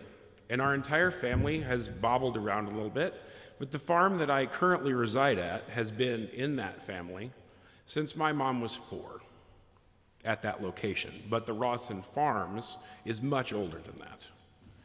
And I'd like to know, since you guys also brought up the fact that they can use eminent domain and there's nothing the county can do about it, how can the bunch of you go to bed tonight knowing that you sat here and, while granted you listened to everybody, you know that at any moment they can come in and take that from not just me, but every person who is here tonight.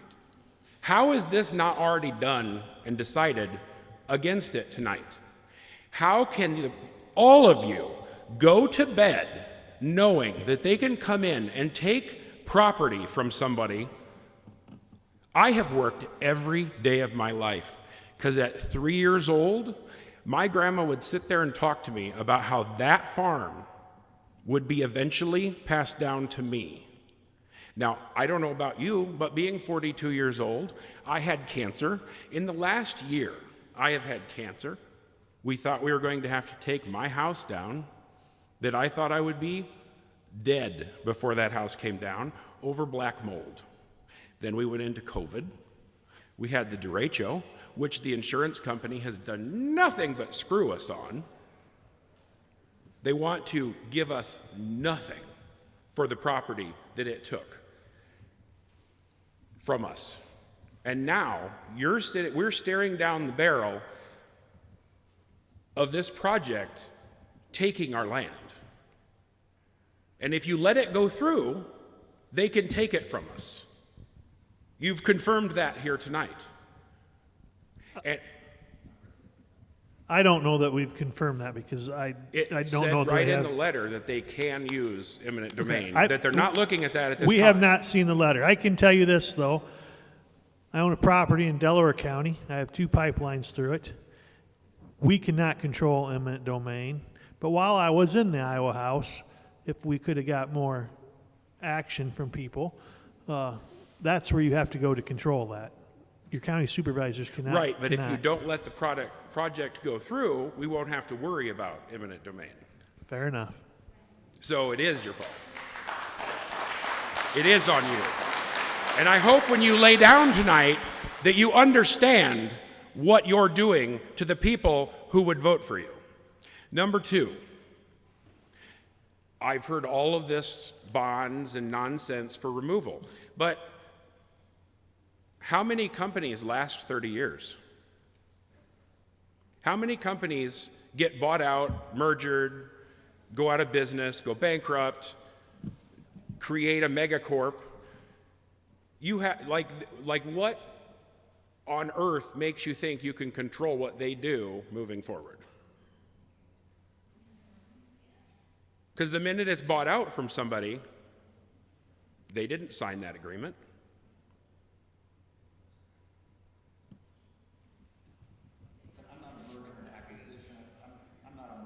Or acquisition attorney, but I assume when you buy a company and you buy their infrastructure and you buy into their contracts that there are certain legal entanglements that you find yourself in. I don't know how hard it is to uncouple oneself from whatever it is that you're describing if this company gets acquired and then merged and then acquired again.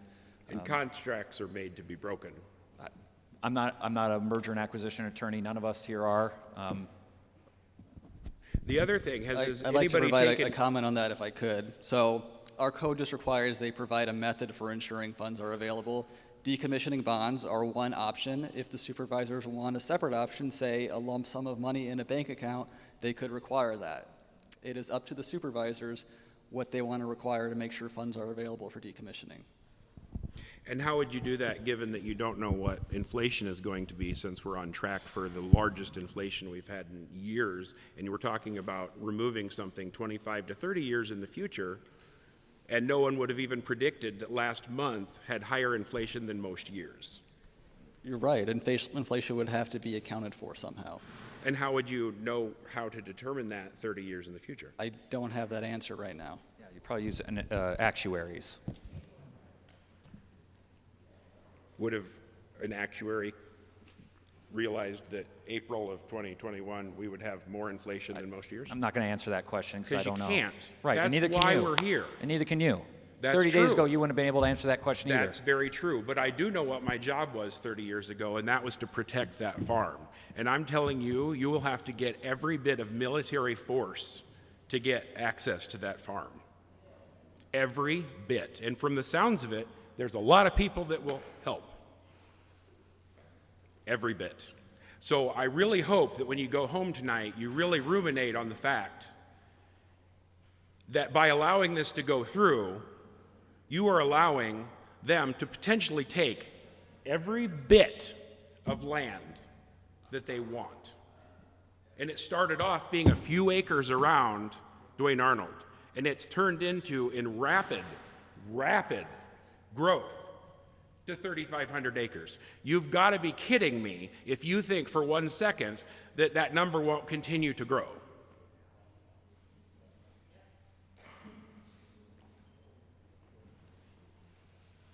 You said that was your second. Is there a third?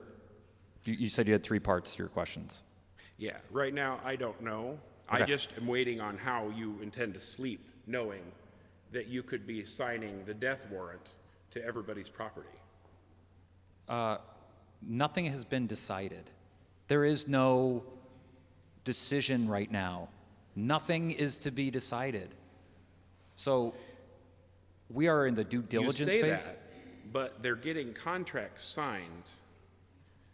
They're annoying the hell out of everybody. And you guys have the power to stop it by shooting it down now. We can't do anything in this meeting.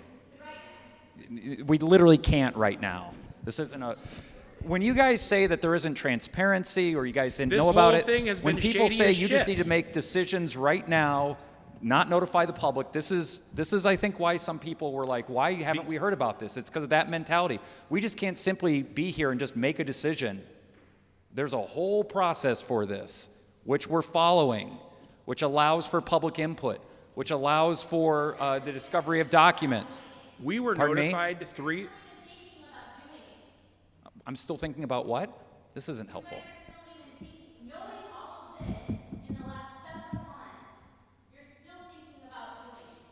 Because we're allowing the public.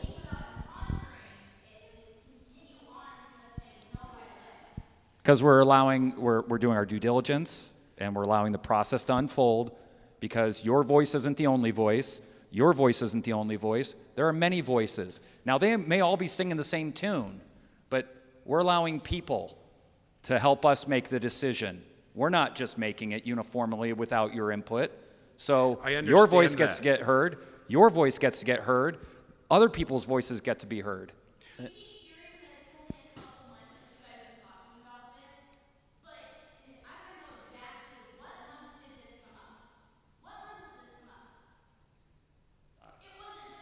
Our family was just notified that we were even in it. I do want to add something to Supervisor Rogers' comments. Could you let us answer the question? I mean, you keep asking. We'd like to answer because it's 9:30 almost, and we'll get to that. But all right. So, as to can they just shoot it down now? The supervisors have to allow them to apply, and then to make a decision, they have to go through Planning and Zoning Commission and 3 hearings. They can't say no right now. They can say no to an application after it goes through the legal process, and that's what we're doing here with this plan. As to when exactly first communications from NextEra or ClinEra came in, I don't know off the top of my head. We could dig through our records. That is public knowledge. I could find that out and let you know. It's been within the last 3 weeks that we found out we were in ground zero for this nonsense. Well, you guys already said earlier that in December when you did the rezoning or whatever, that you guys already knew about this then. So obviously we're sitting almost 6 months into the year. So you've known about it for over 6 months minimum. And like I said, my uncle works for solar. He works for solar. These things start years ahead. They don't just pop up within 3 weeks or 5 months. So I ask again, you can't tell me that you don't know when this project actually started? That seems kind of fishy to me.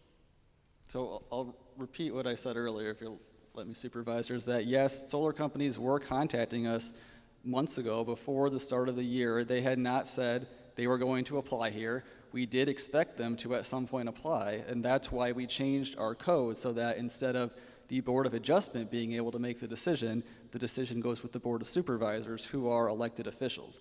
Before we changed the code in December, solar projects were still allowed through a conditional use permitting process. We changed it to have more public representation in the decision-making process.